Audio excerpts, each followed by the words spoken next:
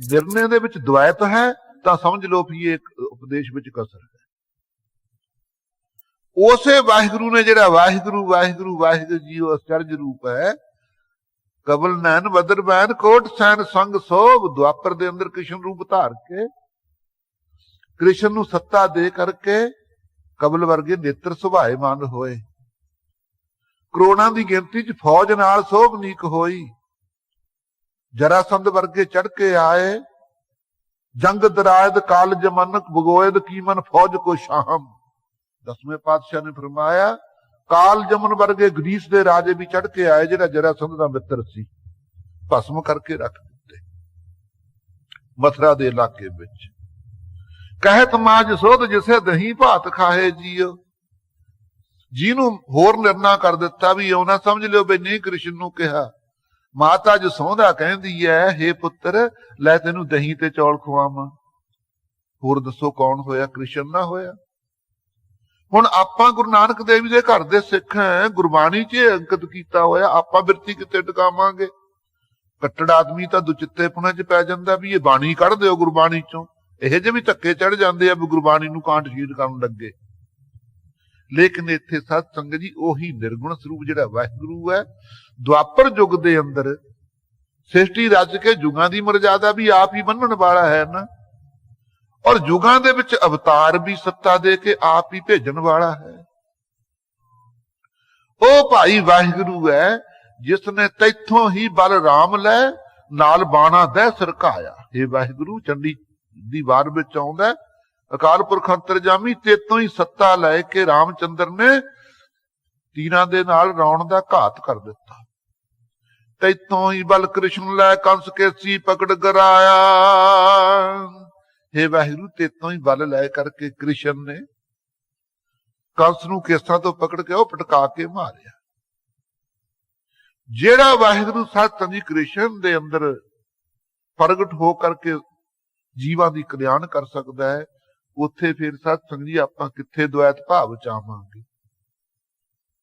ਜਿੱਥੇ ਸਰਗੁਣ ਤੋਂ ਚੱਕ ਕੇ ਬਿਰਤੀ ਨਿਰਗੁਣ ਚ ਲਿਆਉਣੀ ਹੈ ਨਾ, ਉੱਥੇ ਇਹ ਵੀ ਉਪਦੇਸ਼ ਹੈ ਕਿਤੇ ਕ੍ਰਿਸ਼ਨ ਸੇ ਕੀਟ ਕੋਟੇ ਉਪਾਏ, ਉਹ ਸਾਰੇ ਗੜੇ ਫਿਰ ਮੇਟੇ ਬਨਾਏ।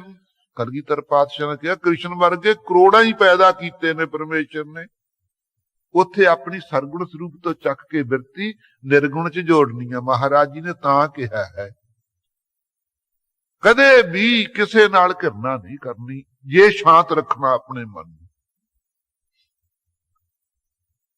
ਸਤ ਸੰਗਤ ਜੀ ਐਸਾ ਅੰਮ੍ਰਿਤਮਈ ਸ਼ਬਦ ਆਪਾਂ ਪੜ੍ਹ ਰਹੇ ਸੀ। ਹਰ ਏਕ ਨਿਰੰਜਨ ਗਾਈਆ ਸਭ ਅੰਤਰ ਸੋਈ, ਉਹ ਹਰੀ ਏਕ ਨਿਰੰਜਨ ਪਰਮੇਸ਼ਰ ਦਾ ਗਾਇਨ ਕਰੀਏ ਜੋ ਸਾਰਿਆਂ ਦੇ ਅੰਦਰ ਹੀ ਉਹ ਹੈ, ਲੇਕਿਨ ਲੁਕ ਰਿਹਾ ਦਿਸਦਾ ਨਹੀਂ, ਦੇਖਣ ਵਾਸਤੇ ਹੀ ਇੱਥੇ ਆਉਨੇ ਆ। ਉਹ ਭਾਈ ਕ੍ਰਿਸ਼ਨ ਆਦਿਕਾਂ ਅਵਤਾਰਾਂ ਦੇ ਅੰਦਰ ਵੀ ਸੱਤਾ ਦੇ ਰਿਹਾ ਹੈ। ਐਸਾ ਸਤ ਸੰਗਤ ਜੀ ਕਰਨ ਕਾਰਨ ਸਮਰੱਥ ਹੈ ਪ੍ਰਭ ਜੋ ਕਰੇ ਸੋ ਹੋਈ। ਸਾਰਿਆਂ ਕਾਰਜਾਂ ਨੂੰ ਕਰਨ ਨੂੰ ਸ਼ਕਤੀ ਰੱਖਦਾ ਹੈ। ਜੋ ਪਿੱਛੇ ਕਰਦਾ ਸੀ ਹੁੰਦਾ ਸੀ, ਜੋ ਹੁਣ ਕਰ ਰਿਹਾ ਹੋ ਰਿਹਾ ਹੈ, ਜੋ ਅੱਗੇ ਨੂੰ ਕਰੇਗਾ ਭਾਈ ਉਹੀ ਹੋਵੇਗਾ। ਖੰਡ ਮੰਡਲ ਪਾਤਾਲ ਦੀਪ ਸਵਰਿਆ ਰਵਿਆ ਸਭ ਲੋਈ, ਲੇਕਿਨ ਅਖੀਰ ਤੇ ਆਉਂਦਾ ਜਿਸ ਆਪ ਬੁਝਾਏ ਸੋ ਬੁਝ ਸੀ, ਨਿਰਮਲ ਜਨ ਸੋਈ। ਇਹ ਜੇ ਸਰੂਪ ਨੂੰ ਗੁਰੂ ਨਾਨਕ ਰੂਪ ਧਾਰ ਕੇ ਜਿਹਨੂੰ ਆਪ ਪਰਮੇਸ਼ਰ ਬੁਝਾ ਦੇਵੇ ਨਾ, ਉਹ ਭਾਈ ਬੁਝ ਲੈਂਦਾ ਤੇ ਉਹੀ ਨਿਰਮਲ ਜਨ ਹੈ। ਸੋ ਉਹ ਨਿਰਮਲ ਜਨ ਬਣਨ ਵਾਸਤੇ ਆਪਾਂ ਇੱਥੇ ਆਏ ਕਿ ਜਿਤਨੀ ਵਿਸ਼ਿਆਂ ਵਿਕਾਰਾਂ ਦੀ ਮੈਲ ਉਹ ਚੱਕੀ ਜਾਵੇ ਔਰ ਪਾਪਾਂ ਦੀ ਮੈਲ ਚੱਕੀ ਜਾਵੇ। ਕਿਹਦੇ ਆਸਰੇ ਚੱਕ ਹੋਊ? ਕੀਰਤਨ ਔਰ ਕਥਾ, ਇਹਦੇ ਚ ਜਿਹਨੇ ਮਨ ਨੂੰ ਆਪਣੇ ਨੂੰ ਲਾ ਲਿਆ ਹੈ। ਇਹ ਖਾਲਸਾ ਜੀ ਪ੍ਰਯੋਜਨ ਆਪਣਾ ਇੱਥੇ ਆਉਂਦਾ। ਸੋ ਆਪ ਬਿਰਤੀਆਂ ਨੂੰ ਕਾਗਰ ਕਰੋ। ਉਹੀ ਅੰਮ੍ਰਿਤਮਈ ਬਾਣੀ ਹੈ ਜੋ ਗੁਰੂ ਨਾਨਕ ਦੇਵ ਸਾਹਿਬ ਜੀ ਸਿੱਧਾ ਨਾ ਗੋਸ਼ਟ ਕਰਦੇ ਹੋਏ ਇਹ ਉਚਾਰ ਰਹੇ ਨੇ। ਕੱਲ ਸਤ ਸੰਗਤ ਜੀ ਪ੍ਰਸੰਗ ਆ ਚੁੱਕਿਆ ਹੈ ਕਿ ਜਿਤਨੇ ਸੰਸਾਰ ਦੇ ਅਵਤਾਰ ਨੇ ਉਹ ਵੀ ਗੁਰੂ ਤੋਂ ਬਿਨਾਂ ਕਿਸੇ ਪਾਸੇ ਨਹੀਂ ਚੱਲ ਸਕੇ। ਰਾਮਚੰਦਰ ਨੇ ਗੁਰੂ ਧਾਰਿਆ ਤਾਂ ਵਿਸ਼ਿਸ਼ਟ ਨੂੰ ਤੇ ਵਿਸ਼ਵਾਮਿੱਤਰ ਨੂੰ ਧਾਰਿਆ। ਗੁਰੂ ਨਾਨਕ ਦੇਵ ਜੀ ਨੇ ਗੁਰੂ ਧਾਰਿਆ ਤਾਂ ਅਕਾਲ ਪੁਰਖ ਅੰਤਰਜਾਮੀ ਨੂੰ ਧਾਰਿਆ ਹੈ। ਇਸੇ ਤਰ੍ਹਾਂ ਸਤ ਸੰਗਤ ਜੀ ਆਪ ਜੀ ਇੱਥੇ ਗੁਰਮੁਖਾਂ ਦੀ ਔਰ ਗੁਰੂ ਦੀ ਮਹਿਮਾ ਸਿੱਧਾਂ ਦੇ ਅੱਗੇ ਦੱਸ ਰਹੇ ਹਨ। ਗੁਰਮੁਖ ਬਾਂਧਿਓ ਸੇਤ ਵਿਧਾਤਾ। ਕਹਿੰਦੇ ਭਾਈ ਆਪਣੇ ਗੁਰੂ ਦੀ ਸਿੱਖਿਆ ਨੂੰ ਮੁੱਖ ਰੱਖਦਿਆਂ ਹੋਇਆਂ ਰਾਮਚੰਦਰ ਜਿਹੜਾ ਵਿਧਾਤਾ ਖਵਾਉਂਦਾ ਸੀ ਨਾ ਕਰਮਾਂ ਅਨੁਸਾਰ ਫਲ ਦਾਤਾ, ਉਸਨੇ ਸੇਤ ਬੰਨ੍ਹਿਓ ਪੁਲ ਬੰਨਿਆ, ਉਹਦੀ ਰਾਇ ਲਈ ਵੀ ਮੈਂ ਲੰਕਾ ਜਾਣਾ ਕਿਵੇਂ ਬੰਨਾ। ਕਹਿੰਦੇ ਨਲ ਨੀਲ ਦੋ ਮਿਸਤਰੀ ਨੇ ਸੀ ਬਾਂਦਰਾਂ ਦੀ ਅੰਸ਼ ਵਿੱਚੋਂ, ਉਹ ਰਿਖੀਆਂ ਦੀਆਂ ਸਤ ਸੰਗਤ ਜੀ ਮੂਰਤੀਆਂ ਡਬੋ ਦਿੰਦੇ ਸੀ ਪਾਣੀ 'ਚ ਚੱਕ ਕੇ। ਮੂਰਤੀਆਂ ਪੱਥਰ ਦੀਆਂ ਹੁੰਦੀਆਂ, ਰਿਖੀਆਂ ਨੇ ਵਰ ਦੇ ਦਿੱਤਾ ਉਹਨਾਂ ਨੂੰ, ਕਹਿੰਦੇ ਜਾਓ ਤੁਹਾਡੇ ਹੱਥੋਂ ਪੱਥਰ ਹੀ ਨਾ ਡੁੱਬਣ, ਬਈ ਤੁਸੀਂ ਜੇ ਨਹੀਂ ਡੁੱਬਣਗੀਆਂ ਅਸੀਂ ਜਦੋਂ ਮਰਜ਼ੀ ਚੱਕ ਲਾਂਗੇ, ਉੱਥੇ ਤਰਦੀਆਂ ਰਹਿਣਗੀਆਂ। ਉਹਨਾਂ ਨੂੰ ਇਹ ਸਤ ਸੰਗਤ ਜੀ ਜਿਹੜਾ ਸਰਾਪ ਸੀ ਉਹ ਫੜਿਆ ਆ। ਵਿਸ਼ਿਸ਼ਟ ਨੇ ਕਿਹਾ ਹੇ ਰਾਮ, ਜੇ ਤੂੰ ਪੁਲ ਬੰਨਣਾ ਚਾਹੁੰਦਾ ਹੈ ਕੱਲੇ ਕੱਲੇ ਪੱਥਰ ਦੇ ਉੱਤੇ ਰਾਮ ਨਾਮ ਲਿਖਾ ਦੇ, ਨਾਲੇ ਉਹਨਾਂ ਦੋਨਾਂ ਮਿਸਤਰੀਆਂ ਨੂੰ ਲਾ ਕੇ ਪੁਲ ਬੰਨ ਲੈ। ਉਸ ਵੇਲੇ ਸਤ ਸੰਗਤ ਜੀ ਇਸ ਨੇ ਪੁਲ ਬੰਨਿਆ। ਸਰਵਰ ਭਰ ਗਿਰਵਰ ਧਰ ਭਾਰੇ, ਤਰਵਰ ਕੇ ਪਾਤਰ ਥਮ ਤਾਰੇ। ਜੰਗ ਉੱਤੇ ਸਮੁੰਦਰ ਦੇ ਬੜੇ ਬੜੇ ਸਤ ਸੰਗਤ ਪੱਥਰ ਧਰ ਕੇ ਤਾਰ ਦਿੱਤੇ, ਜਿਵੇਂ ਪੱਤਾ ਬਿਰਛ ਦਾ ਤਰਦਾ ਹੁੰਦਾ ਪਾਣੀ ਦੇ ਉੱਤੇ। ਸੋ ਉਹ ਆਪਣੇ ਗੁਰੂ ਦੀ ਸਿੱਖਿਆ ਲੈ ਕੇ ਹੀ ਵਿਸ਼ੇਸ਼ ਦੀ ਇਸ ਨੇ ਪੁਲ ਬੰਨਿਆ ਹੈ ਲੰਕਾ ਨੂੰ ਜਾਣ ਲਈ। ਲੰਕਾ ਲੂਟੀ ਦੈਤ ਸੰਤਾਪਾ। ਪੁਲ ਬੰਨ ਕੇ ਜਾ ਕੇ ਕੰਮ ਕੀ ਕੀਤਾ? ਲੰਕਾ ਲੁੱਟ ਲਈ ਸਾਰੀ। ਕਿਉਂ? ਉਹ ਕੁਰੈਤੀਆ ਸੀ, ਵਿਵਚਾਰੀ ਸੀ। ਰਾਵਣ ਭਾਵੇਂ ਬ੍ਰਾਹਮਣ ਸੀ, ਪਰ ਪਰਾਈ ਇਸਤਰੀ ਤਾਂ ਭਾਈ ਖੋਹਣੀ ਪਾਪ ਹੈ। ਸੋ ਉਸ ਵੇਲੇ ਸਤ ਸੰਗਤ ਲੰਕਾ ਲੁੱਟ ਲਈ। ਜਿੰਨੇ ਦੈਤ ਸੀ ਉਹਨਾਂ ਨੂੰ ਦੁਖੀ ਕੀਤਾ, ਜਿਹੜੇ ਮੁਕਾਬਲਾ ਕਰਦੇ ਸਨ ਸੰਤਪਾਉਣਾ ਕੀਤਾ ਸੰਗ ਭਲੀ ਬਕਾਰ।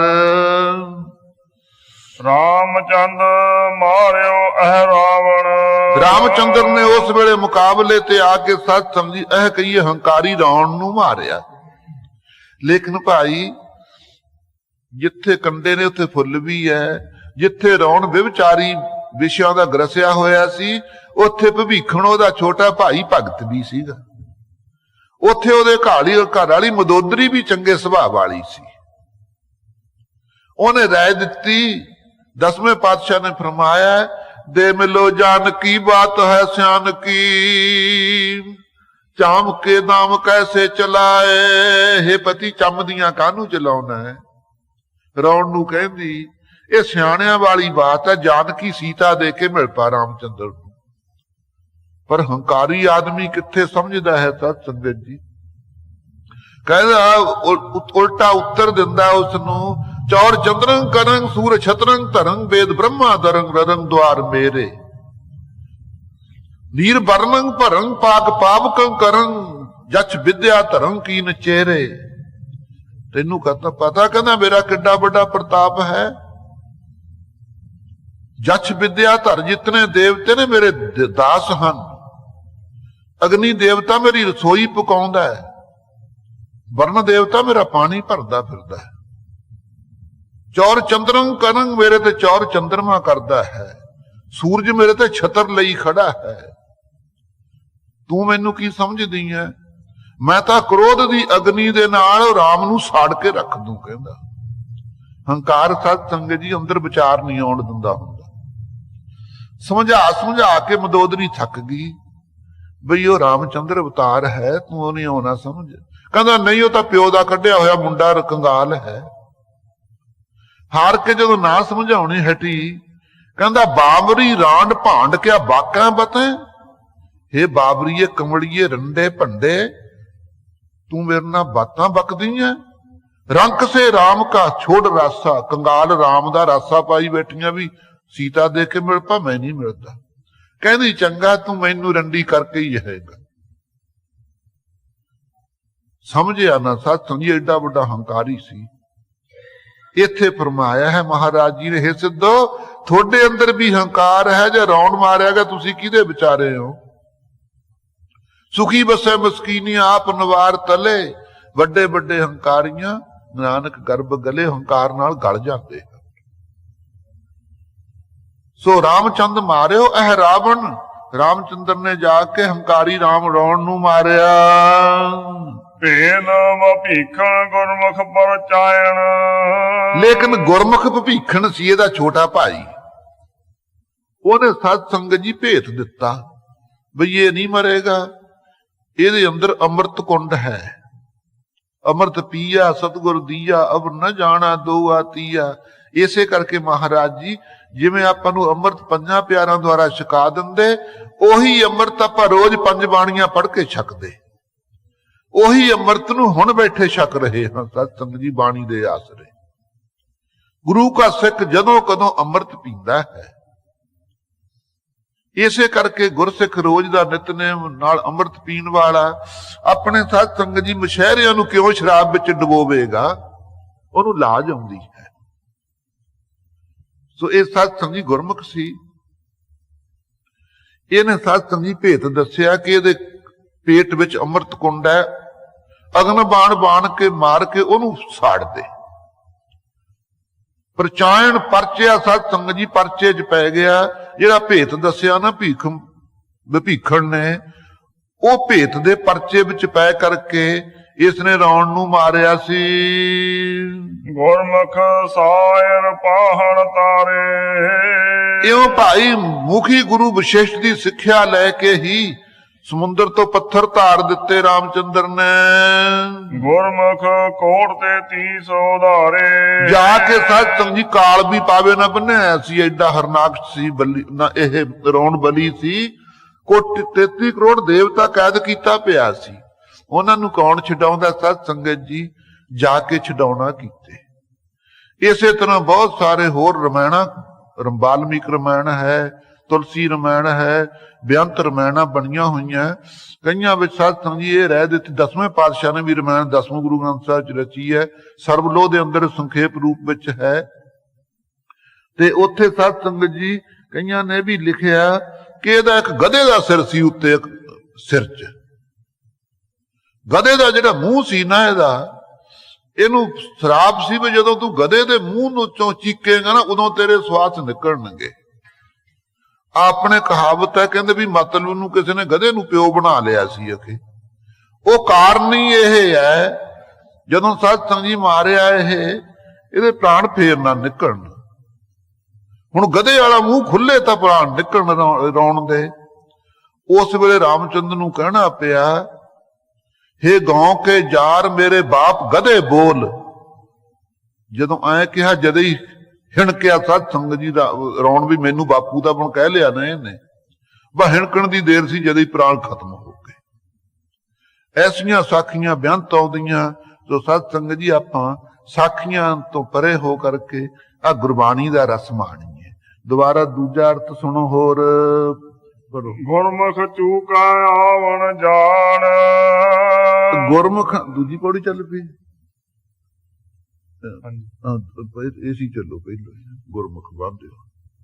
ਗੁਰਮੁਖ ਬਾਂਧਿਓ ਸੇਤ ਵਿਧਾਤਾ, ਰਾਮਚੰਦਰ ਨੇ ਤਾਂ ਭਾਈ ਤ੍ਰੇਤੇ ਚ ਪੁਲ ਬੰਨਤਾ ਸੀ, ਉਹ ਤਾਂ ਖਿੰਡ ਪੁੰਡ ਗਿਆ। ਹੁਣ ਕੋਈ ਨਿਸ਼ਾਨੀਆਂ ਜਿਹੀਆਂ ਨੇ ਮਾੜੀਆਂ ਮਾੜੀਆਂ, ਉਹ ਤਾਂ ਉੱਥੋਂ ਪੁਲ ਦੇ ਉੱਤੋਂ ਦੀ ਫੌਜ ਵੀ ਲੰਘਾ ਲਈ, ਆਪ ਵੀ ਲੰਘ ਗਿਆ। ਆਪਾਂ ਵੀ ਸੰਸਾਰ ਸਮੁੰਦਰ ਤੋਂ ਲੰਘਣਾ, ਮਹਾਰਾਜ ਨੇ ਆਪਣੇ ਵਾਸਤੇ ਵੀ ਪੁਲ ਬੰਨਿਆ ਹੈ। ਉਹ ਕਿਹੜਾ ਸਤ ਸੰਗਤ ਜੀ? ਗੁਰਮੁਖ ਬਾਂਧਿਓ ਸੇਤ ਵਿਧਾਤਾ। ਮੁਖੀ ਗੁਰੂ ਨਾਨਕ ਦੇਵ ਜੀ ਨੇ ਉਹ ਕਰਮਾਂ ਅਨੁਸਾਰ ਜਿਹੜਾ ਵਿਧਾਤਾ ਫਲ ਦਾਤਾ ਹੈ, ਉਹਦੇ ਨਾਮ ਦਾ ਪੁਲ ਬੰਨ ਦਿੱਤਾ। ਜੇ ਨਾਮ ਦੀਆਂ ਬਖਸ਼ਾਂ ਕੀਤੀਆਂ ਤਾਂ ਗੁਰੂ ਨਾਨਕ ਦੇਵ ਜੀ ਨੇ ਕੀਤੀਆਂ, ਨਹੀਂ ਤਾਂ ਕਿਸੇ ਨੇ ਜੋਗ ਵਿੱਚ ਜੋੜ ਦਿੱਤੇ, ਕੋਈ ਜਗ ਕਰਨ ਵਿੱਚ ਪੁੰਨਾਂ ਬਲ ਜੋੜੀ ਜਾਂਦਾ ਹੈ। ਜੋਗ ਜਗ ਨਹਿ ਪਿਲਤੇ ਮਾਨੋ, ਜੋ ਹਰ ਜਸ ਬਸਰਾਵੈ। ਸੋ ਮਹਾਰਾਜ ਜੀ ਨੇ ਨਾਮ ਦਾ ਪੁਲ ਬੰਨਿਆ ਹੈ। ਲੰਕਾ ਲੋਟੀ ਨਹਿਰ ਸੰਤਾਪਾ, ਲੰਕਾ ਆਪਣੀ ਦੇਹ ਹੈ ਸਤ ਸੰਗਤ ਜੀ। ਦੇਹ ਦੀ ਅਧਿਆਸ ਹਰ ਇੱਕ ਦੇ ਅੰਦਰ ਹੈ।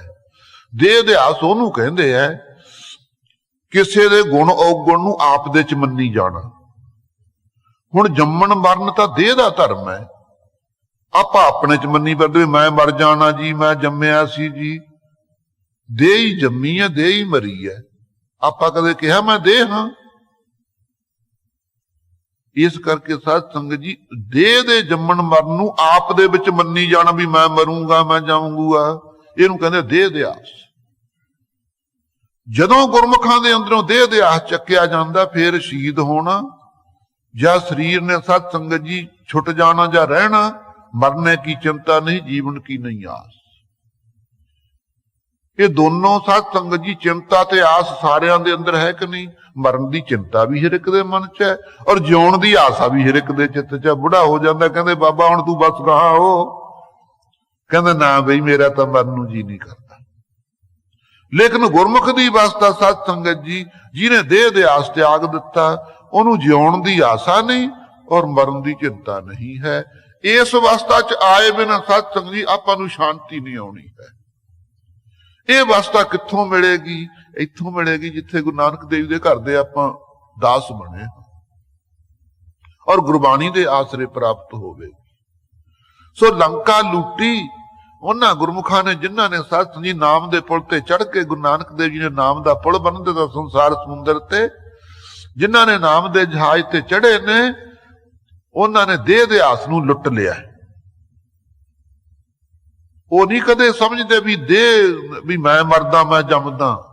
ਉਹ ਕਹਿੰਦੇ ਦੇਹ ਮਿਲੀ ਹੈ, ਮਹਾਰਾਜ ਨੇ ਦਿੱਤੀ ਹੈ ਭਜਨ ਕਰਨ ਵਾਸਤੇ, ਦੇਹ ਮਰੇਗੀ, ਮੈਂ ਕਾਹਨੂੰ ਮਰੂ ਜੰਮੂ। ਕਬੀਰ ਸਾਹਿਬ ਨੇ ਕਿਹਾ ਮੈਂ ਨਾ ਮਰੋ, ਮਰਬੋ ਸੰਸਾਰਾ, ਅਬ ਮਿਲਿਓ ਹੈ ਜੀਵਨ ਹਾਰਾ। ਮੈਨੂੰ ਜਿਉਂਦਾ ਕਰਨ ਵਾਲਾ ਮਿਲ ਗਿਆ ਹੈ। ਅਬ ਮੋਹ ਜੀਵਨ ਪਦ ਵੀ ਪਾਈ, ਚੀਤ ਆਇਓ ਮਨ ਪੁਰਖ ਵਿਧਾਤਾ, ਮਿਟ ਗਈ ਸਗਲੀ ਧਾਈ। ਜਿਸ ਵੇਲੇ ਗੁਰੂ ਗੋਬਿੰਦ ਸਿੰਘ ਸਾਹਿਬ ਜੀ ਜੋਤੀ ਜੋਤ ਸਮਾਏ, ਆਪ ਜੀ ਸਾਧ ਸੰਗਤ ਜੀ ਪੰਜਾਂ ਪਿਆਰਿਆਂ ਦੁਆਰਾ ਗੁਰਤਾ ਗੱਦੀ ਗੁਰੂ ਗ੍ਰੰਥ ਸਾਹਿਬ ਨੂੰ ਦੇ ਕੇ ਤੜਕੇ 2 ਵਜੇ ਸਾਧ ਸੰਗਤ ਜੀ ਕੱਤਕ ਸੁਦੀ ਪੰਚਮੀ ਨੂੰ ਆਪ ਚਿਖਾ ਵੱਲ ਨੂੰ ਜਾ ਰਹੇ ਹੈ। ਆਲੇ ਦਾਲੇ ਕਨਾਤ ਚਨਾਈ ਹੋਈ ਹੈ, ਸਾਰੇ ਗੁਰਸਿੱਖ ਬਰਾਗ ਦੀ ਅਵਸਥਾ ਹੈ ਕਿ ਫੇਰ ਕਿਹੜਾ ਮਹਾਰਾਜ ਦਰਸ਼ਨ ਹੋਣੇ ਨੇ। ਨੱਠ ਨੱਠ ਕੇ ਸਾਧ ਸੰਗਤ ਜੀ ਮਹਾਰਾਜ ਦੇ ਚਰਨਾਂ ਨੂੰ ਹੱਥ ਲਾਉਣ ਜਾਣ, ਪਰ ਮਹਾਰਾਜ ਦੇ ਚਰਨ ਹੱਥ 'ਚ ਨਾ ਆਉਣ। ਕਹਿੰਦੇ ਮਹਾਰਾਜ ਇਹ ਕੀ ਭਾਣਾ ਵਰਤਾਇਆ ਹੈ, ਤੁਹਾਡੇ ਚਰਨ ਸਾਰੀ ਜ਼ਿੰਦਗੀ ਪਲੋਸਦੇ ਰਹੇ, ਅੱਜ ਹੱਥ 'ਚ ਨਹੀਂ ਆਉਂਦੇ। ਖੜੇ ਦੀਨੇ ਹੋ ਤੁਸੀਂ, ਪਰ ਚਰਨ ਹੱਥ 'ਚ ਨਹੀਂ ਆਉਂਦੇ। ਕਹਿੰਦੇ ਭਾਈ ਤੁਸੀਂ ਸਾਨੂੰ ਹੱਡ ਚਮ ਦਾ ਗੁਥਲਾ ਸਮਝਿਆ ਹੋਇਆ, ਸਾਡਾ ਸਰੂਪ ਤਾਂ ਤਿੰਨਾਂ ਗੁਣਾਂ ਤੋਂ ਪਰੇ ਹੈ। ਇਹ ਤਾਂ ਖਾਲਸੇ ਨੂੰ ਪ੍ਰਗਟ ਕਰਨ ਵਾਸਤੇ, ਧਰਮ ਚਲਾਉਣ ਵਾਸਤੇ, ਸੰਤਾਂ ਭਗਤਾਂ ਦੀ ਰੱਖਿਆ ਕਰਨ ਵਾਸਤੇ, ਦੁਸ਼ਟਾਂ ਮਲੇਸ਼ਾਂ ਨੂੰ ਨਾਸ਼ ਕਰਨ ਵਾਸਤੇ ਇਹ ਸਰੀਰ ਧਾਰਿਆ ਹੈ ਸੀ। ਇਹ ਤਾਂ ਨਹੀਂ ਸਾਡਾ ਸਰੂਪ ਹੈ। ਅਬ ਮੋਹ ਜੀਵਨ ਪਦ ਵੀ ਪਾਈ, ਰਾਗੀਆਂ ਨੂੰ ਕਿਹਾ ਆ ਸ਼ਬਦ ਪੜੋ ਭਾਈ। ਮਾਰੂ ਰਾਗ ਦੇ ਅੰਦਰ ਸਾਧ ਸੰਗਤ ਜੀ ਇਹ ਸ਼ਬਦ ਪੜਾਉਂਦੇ ਹੋਏ ਗੁਰੂ ਗੋਬਿੰਦ ਸਿੰਘ ਸਾਹਿਬ ਜੀ ਚੇਖਾ ਵੱਲ ਨੂੰ ਗਏ। ਜਾ ਕੇ ਸਾਧ ਸੰਗਤ ਜੀ ਵੀਰ ਆਸਣ ਲਾ ਕੇ ਬੈਠ ਜਾਣ। ਆਪਣੀ ਦੇਹ ਨੂੰ 5 ਤੱਤਾਂ 'ਚ ਪਹਿਲਾਂ ਹੀ ਖੰਡਾ ਦਿੱਤਾ, ਉੱਥੇ ਸੜਨਾ ਕਿਹਨੇ ਸੀਗਾ। ਨਿਰਾਕਾਰ ਸਰੂਪ ਵਿੱਚ ਸਾਧ ਸੰਗਤ ਜੀ ਜਾ ਸਮਾਏ। ਸਤਿਗੁਰ ਮੇਰਾ ਨਿਤ ਨਵਾਂ, ਨਾ ਆਵੇ ਨਾ ਜਾਏ, ਉਹ ਵਿਨਾਸੀ ਪੁਰਖ ਸਭ ਮੈਂ ਰਿਹਾ ਸਮਾਏ। ਇਸ ਕਰਕੇ ਕਦੇ ਵੀ ਨਾ ਕਹੀਏ ਕਿ ਗੁਰੂ ਸਾਹਿਬ ਸਾਨੂੰ ਉਪਦੇਸ਼ ਦੇ ਕੇ ਚਲੇ ਗਏ। ਗੁਰੂ ਕੀ ਹੋਵੇ ਜਿਹੜਾ ਚਲੇ ਆਉਣ ਜਾਣ 'ਚ ਜੰਮਣ ਮਰਨ 'ਚ ਹੀ ਰਹੇ, ਉਹ ਕੋਈ ਗੁਰੂ ਹੈ? ਉਹ ਹੋਣਗੇ ਇਹੋ ਜਿਹੇ ਪਖੰਡੀ ਗੁਰੂ ਸਾਧ ਸੰਗਤ ਜਿਹੜੇ ਆਉਂਦੇ ਜਾਂਦੇ, ਲੇਕਿਨ ਗੁਰੂ ਸਾਹਿਬ ਸਤਿਗੁਰੂ ਜੀ ਖਾਲਸੇ ਤੋਂ ਗੁਰਸਿੱਖਾਂ ਤੋਂ ਪਰੇ ਨਹੀਂ। ਇਸ ਕਰਕੇ ਸਾਧ ਸੰਗਤ ਜੀ ਆਪ ਜੀ ਫਰਮਾਉਂਦੇ ਹਨ ਕਿ ਜਿਹੜੀ ਦੇਹ ਦੇ ਆਸ ਰੂਪੀ ਲੰਕਾ ਉਹ ਗੁਰਮੁਖਾਂ ਨੇ ਲੁੱਟ ਲਈ ਹੈ। ਦੈਂਤ ਕਿਹੜੇ ਨੇ? ਹੋਰ ਦੈਂਤ ਕੀ ਹੋਣਗੇ? ਕਾਮ ਕਰੋ ਦੈਂਤ ਹੀ ਨੇ, ਸਾਰੀ ਜ਼ਿੰਦਗੀ ਤੰਗ ਕਰਦੇ, ਸਾਧ ਸੰਗਤ ਗਲੋਂ ਨਹੀਂ ਲੈਂਦੇ। ਇਹ ਭਰੀ ਭਗਤ ਪਾ ਦਿੱਤੇ, ਇਹਨਾਂ ਦਾ ਤਿਆਗ ਕਰ ਦਿੱਤਾ ਹੈ। ਰਾਮਚੰਦ ਮਾਰਿਓ ਇਹ ਰਾਵਣ। ਜਿਵੇਂ ਚੰਦਰਮਾ ਦੀ ਸੀਤਲ ਕਿਰਨ ਹੁੰਦੀ ਹੈ, ਐ ਸ਼ੀਤਲਤਾਈ ਦੇਣ ਵਾਲਾ ਪਰਮੇਸ਼ਰ ਦਾ ਰਾਮ ਨਾਮ ਹੈ। ਕਹਿੰਦੇ ਵਾਹਿਗੁਰੂ ਨਾਮ ਦੀ ਤਾਂ ਬਹੁਤੀ ਹੀ ਮਹਿਮਾ ਹੈ। ਰਾਮ ਅੱਖਰ ਚੌਥੇ ਹਿੱਸੇ ਚ ਵਾਹਿਗੁਰੂ ਦੇ ਚ। ਰਾ ਕਹਿਤ ਅਗ ਪਰ ਹਰੈ, ਦੂਰ ਦੇਸ ਤਜ ਜਾਏ, ਮਤ ਮੁਕਾਰ ਕੇ ਪਟ ਮਿਲੇ, बीच ਭਸਮ ਹੋਏ ਜਾਏ। ਕਹਿੰਦੇ ਜਦੋਂ ਰਾਮ ਕਹਿਣ ਲੱਗਦਾ ਨਾ, ਕੋਈ ਰਾ ਕਹਿਣ ਲੱਗੇ ਦਾ ਨਾ, ਜਦ ਹੀ ਅੰਦਰ ਜਿਹੜੇ ਪਾਪ ਹੁੰਦੇ ਨੇ ਕੰਬਣ ਲੱਗ ਜਾਂਦੇ ਨੇ। ਬਈ ਜਦੋਂ ਮੰਮਾ ਕਹਿ ਦਿੱਤਾ ਮੂੰਹ ਵਿੱਚ ਜਾਣਾ, ਸਾਨੂੰ ਨਿਕਲਣ ਨੂੰ ਥਾਂ ਨਹੀਂ, ਨਿਕਲਣਾ ਨਿਕਲ ਸਾਡੇ ਕੋਲ ਹੋਣਾ ਨਹੀਂ, ਅੰਦਰ ਹੀ ਰਾਮ ਨੇ ਭਸਮ ਕਰ ਦੇਣਾ ਸਾਨੂੰ। ਰਾ ਕਹਿਣ ਦੀ ਦੇਰ ਆ, ਜਦ ਹੀ ਪਾਪ ਸਾਧ ਸੰਗੀ ਅੰਦਰੋਂ ਨਿਕਲ ਕੇ ਨੱਠ ਕੇ ਬਾਹਰ ਹੋ ਜਾਂਦੇ। ਐਡਾ ਵੱਡਾ ਰਾਮ ਕਹਿਣ ਦਾ ਹੀ ਮਹੱਤਵ ਹੈ, ਜਿਹੜਾ ਕਿ ਚੌਥਾ ਹਿੱਸਾ ਜਾਪ ਹੈ ਵਾਹਿਗੁਰੂ ਦਾ। ਜਿਹੜੇ ਗੁਰਮੁਖ ਵਾਹਿਗੁਰੂ ਜਪਦੇ ਨੇ ਉਹਨਾਂ ਨੂੰ ਕਿੰਨਾ ਕੁ ਫਲ ਹੋਵੇਗਾ। ਰਾਮਚੰਦ ਮਾਰਿਓ ਇਹ ਰਾਵਣ, ਇਉਂ ਭਾਈ ਜਿਹੜਾ ਨਾਮ ਸੀਤਲਤਾਈ ਦੇਣ ਵਾਲਾ ਪਰਮੇਸ਼ਰ ਦਾ ਰਾਮ ਨਾਮ ਹੈ, ਉਸੇ ਦੁਆਰਾ ਸਾਧ ਸੰਗਤ ਜੀ ਹੰਕਾਰ ਹੀ ਰਾਉਣ ਹੈ ਅੰਦਰ ਬੈਠਾ। ਇਹ ਗੁਰਮੁਖਾਂ ਨੇ ਮਾਰ ਲਿਆ ਹੈ। ਭੇਦ ਭਵਿਖਣ ਗੁਰਮੁਖ ਪਰਚਾਇਣ, ਭੇਤ ਤੋਂ ਬਿਨਾਂ ਹੰਕਾਰ ਨਹੀਂ ਮਰਦਾ ਸਾਧ ਸੰਗਤ ਜੀ। ਸੰਗਤ ਵਿੱਚ ਆ ਕਰਕੇ ਗੁਰਮੁਖਾਂ ਦੀ ਓਟ ਲੈ ਕਰਕੇ ਗੁਰਮੁਖਾਂ ਨੇ ਸਾਧ ਸੰਗਤ ਜੀ ਭੇਦ ਭਾਵ ਨੂੰ ਪਹਿਲਾਂ ਚੱਕਿਆ ਹੈ। ਭੇਦ ਭਾਵ ਹੁੰਦਾ ਹੈ ਦ્વੈਤ। ਜਾ ਕੇ ਭੀਤਰ ਹੈ ਅੰਤਰਾ, ਜੈਸੇ ਪਸ ਤੈਸੇ ਉਹ ਨਰਾ। ਜਿਹਦੇ ਅੰਦਰ ਅੰਤਰ ਭਾਵ ਹੈ ਉਹ ਪਸ਼ੂ ਹੈ, ਆਦਮੀ ਨਹੀਂ ਹੈ। ਸੋ ਜਿਨ੍ਹਾਂ ਦੇ ਅੰਦਰ ਸਾਧ ਸੰਗਤ ਜੀ, ਜਿਨ੍ਹਾਂ ਨੇ ਭੈ ਨੂੰ, ਜੰਮਣ ਮਰਨ ਦੇ ਨੂੰ ਤੇ ਭੇਦ ਭਾਵ ਨੂੰ ਖਣ ਦਿੱਤਾ, ਵਿੱਚੋਂ ਕੱਟ ਦਿੱਤਾ, ਉੱਕਰ ਕੇ ਕੱਢ ਦਿੱਤਾ ਸਾਧ ਸੰਗਤ ਜੀ। ਇਸ ਪਰਚੇ 'ਚ ਜਿਹਨੇ ਪਰਚੇ ਨੇ, ਉਹਨਾਂ ਨੇ ਹੰਕਾਰ ਨੂੰ ਮਾਰਿਆ ਹੈ। ਗੁਰਮੁਖ ਸਾਰ ਪਾਹਣ ਤਾਰੇ, ਕਿਉਂ ਭਾਈ ਗੁਰਮੁਖਾਂ ਨੇ ਤਾਂ ਮੁਖੀ ਗੁਰੂ ਨਾਨਕ ਦੇਵ ਜੀ ਦੇ ਪ੍ਰਤਾਪ ਕਰਕੇ ਜਿਹੜੇ ਪੱਥਰਾਂ ਵਰਗੇ ਸਾਧ ਸੰਗਤ ਜੀ ਨਿੱਗਰ ਸੀ ਨਾ, ਭਾਰੇ ਲੋਕ ਪਾਪਾਂ ਕਰਕੇ, ਉਹ ਵੀ ਤਾਰ ਦਿੱਤੇ ਨਾਮ ਨੇ। ਗੁਰਮੁਖ ਕੋਟ ਤੇ 30 ਉਧਾਰੇ, 133 ਕਰੋੜ ਕੀ ਸਾਧ ਸੰਗਤ ਜੀ, ਕਈ ਕਰੋੜਾਂ ਹੀ ਜੀਵ ਸਾਧ ਸੰਗਤ ਜੀ ਇਸ ਨਾਮ ਦੇ ਪੁਲ ਦੇ ਉੱਤੋਂ ਦੀ ਲੰਘ ਕੇ ਨਾਮ ਦੇ ਆਸਰੇ ਗੁਰੂ ਨਾਨਕ ਦੇਵ ਜੀ ਨੇ ਤਾਰ ਦਿੱਤੇ। ਗੁਰਮੁਖ ਚੂਕੈ ਆਵਣ ਜਾਣ, ਜਿਨ੍ਹਾਂ ਨੇ ਮੁਖੀ ਗੁਰੂ ਨਾਨਕ ਦੇਵ ਦੀ ਸਿੱਖਿਆ ਲਈ ਹੈ, ਉਹਨਾਂ ਗੁਰਮੁਖਾਂ ਦਾ ਆਉਣਾ ਜਾਣਾ ਚੁੱਕਿਆ ਗਿਆ। ਇੱਕ ਆਵਨ ਫਿਰ ਜੋਨ ਨਾ ਆਇਆ, ਨਾਨਕ ਹਰ ਕੇ ਦਰਸ ਸਮਾਇਆ। ਉਹ ਬ੍ਰਹਮ ਦੇ ਦਰਸ਼ਨਾਂ ਵਿੱਚ ਸਮਾ ਗਏ ਹਨ। ਗੁਰਮੁਖ ਦਰਗਹ ਪਾਵੈ ਮਾਨ, ਉਹ ਗੁਰਮੁਖ ਭਾਈ ਦਰਗਾਹ ਵਿੱਚ ਵੀ ਸਤਿਕਾਰ ਪਾਉਂਦੇ ਹਨ। ਗੁਰਮੁਖ ਖੋਟੇ ਖਰੇ ਪਛਾਣ, ਗੁਰਮੁਖਾਂ ਦੀ ਐਡੀ ਵੱਡੀ ਦਿਵ ਦ੍ਰਿਸ਼ਟੀ ਹੈ, ਉਹ ਖੋਟੇ ਖਰੇ ਦੀ ਪਛਾਣ ਕਰ ਲੈਂਦੇ ਨੇ ਕਿ ਇਹ ਮਨਮਤੀਆ ਹੈ, ਇਹ ਸਾਧੂ ਸਤਸੰਗੀ ਹੈ। ਔਰ ਖੋਟੇ ਕੀ ਨੇ? ਕਾਮ ਕ੍ਰੋਧ ਨੇ, ਨਿੰਦਿਆ ਈਰਖਾ ਵਕੀਲੀ, ਸਭ ਖੋਟੇ ਹੀ ਨੇ। ਸਤ ਸੰਤੋਖ ਦਇਆ ਧਰਮ ਵਿਚਾਰ ਸਭ ਗੁਣ ਸਾਧ ਸੰਗਤ ਜੀ ਖਰੇ ਨੇ। ਇਹ ਉਹਨਾਂ ਨੇ ਵਿਚਾਰ ਕੀਤੀ ਹੈ, ਪਛਾਣ ਕੀਤੀ ਹੈ। ਗੁਰਮੁਖ ਲਾਗੈ ਸਹਿਜ ਧਿਆਨ, ਐਸੇ ਗੁਰਮੁਖਾਂ ਦਾ ਭਾਈ ਬਾਣੀ ਦੇ ਆਸਰੇ ਹੋ, ਪ੍ਰੈਣ ਹੋ ਕਰਕੇ ਸੁਤੇ ਸਿੱਧੀ ਧਿਆਨ ਲੱਗ ਗਿਆ। ਤੜਫਦੇ ਨਹੀਂ, ਦੁਨੀਆ ਤਾਂ ਪੁੱਛਦੀ ਹੈ ਧਿਆਨ ਕਿਵੇਂ ਲਾਈਏ ਜੀ, ਲੱਗਦਾ ਹੀ ਨਹੀਂ ਹੈ। ਲੇਕਿਨ ਉਹਨਾਂ ਦਾ ਸੁਤੇ ਸਿੱਧ ਧਿਆਨ ਲੱਗ ਜਾਂਦਾ। ਗੁਰਮੁਖ ਦਰਗਹ ਸਿਫਤ ਸਮਾਏ, ਐਸੇ ਜਿਹੜੇ ਗੁਰਮੁਖਾਂ ਦੀ ਭਾਈ ਦਰਗਾਹ ਵਿੱਚ ਵੀ ਸਿਫਤ ਸਮਾ ਰਹੀ ਹੈ। ਇੱਥੇ ਤਾਂ ਉਹਨਾਂ ਦੀ ਮਹਿਮਾ ਹੋਣੀ ਸੀ, ਪਰਲੋਕ ਵਿੱਚ ਵੀ ਉਹਨਾਂ ਦੀ ਮਹਿਮਾ ਹੈ। ਨਾਨਕ ਗੁਰਮੁਖ ਬੰਧ ਨਾ ਪਾਏ, ਐਸੇ ਜਿਹੜੇ ਗੁਰਮੁਖ ਨੇ ਸਾਧ ਸੰਗਤ ਜੀ, ਉਹਨਾਂ ਨੂੰ ਕੋਈ ਬੰਧਨ ਨਹੀਂ ਪਾ ਸਕਦਾ ਹੈ। ਹੰਗਤਾ ਮਮਤਾ ਦੇ ਬੰਧਨ ਹਨ, ਮਾਇਆ ਦੇ ਮੋਹ ਦੇ ਬੰਧਨ ਨੇ।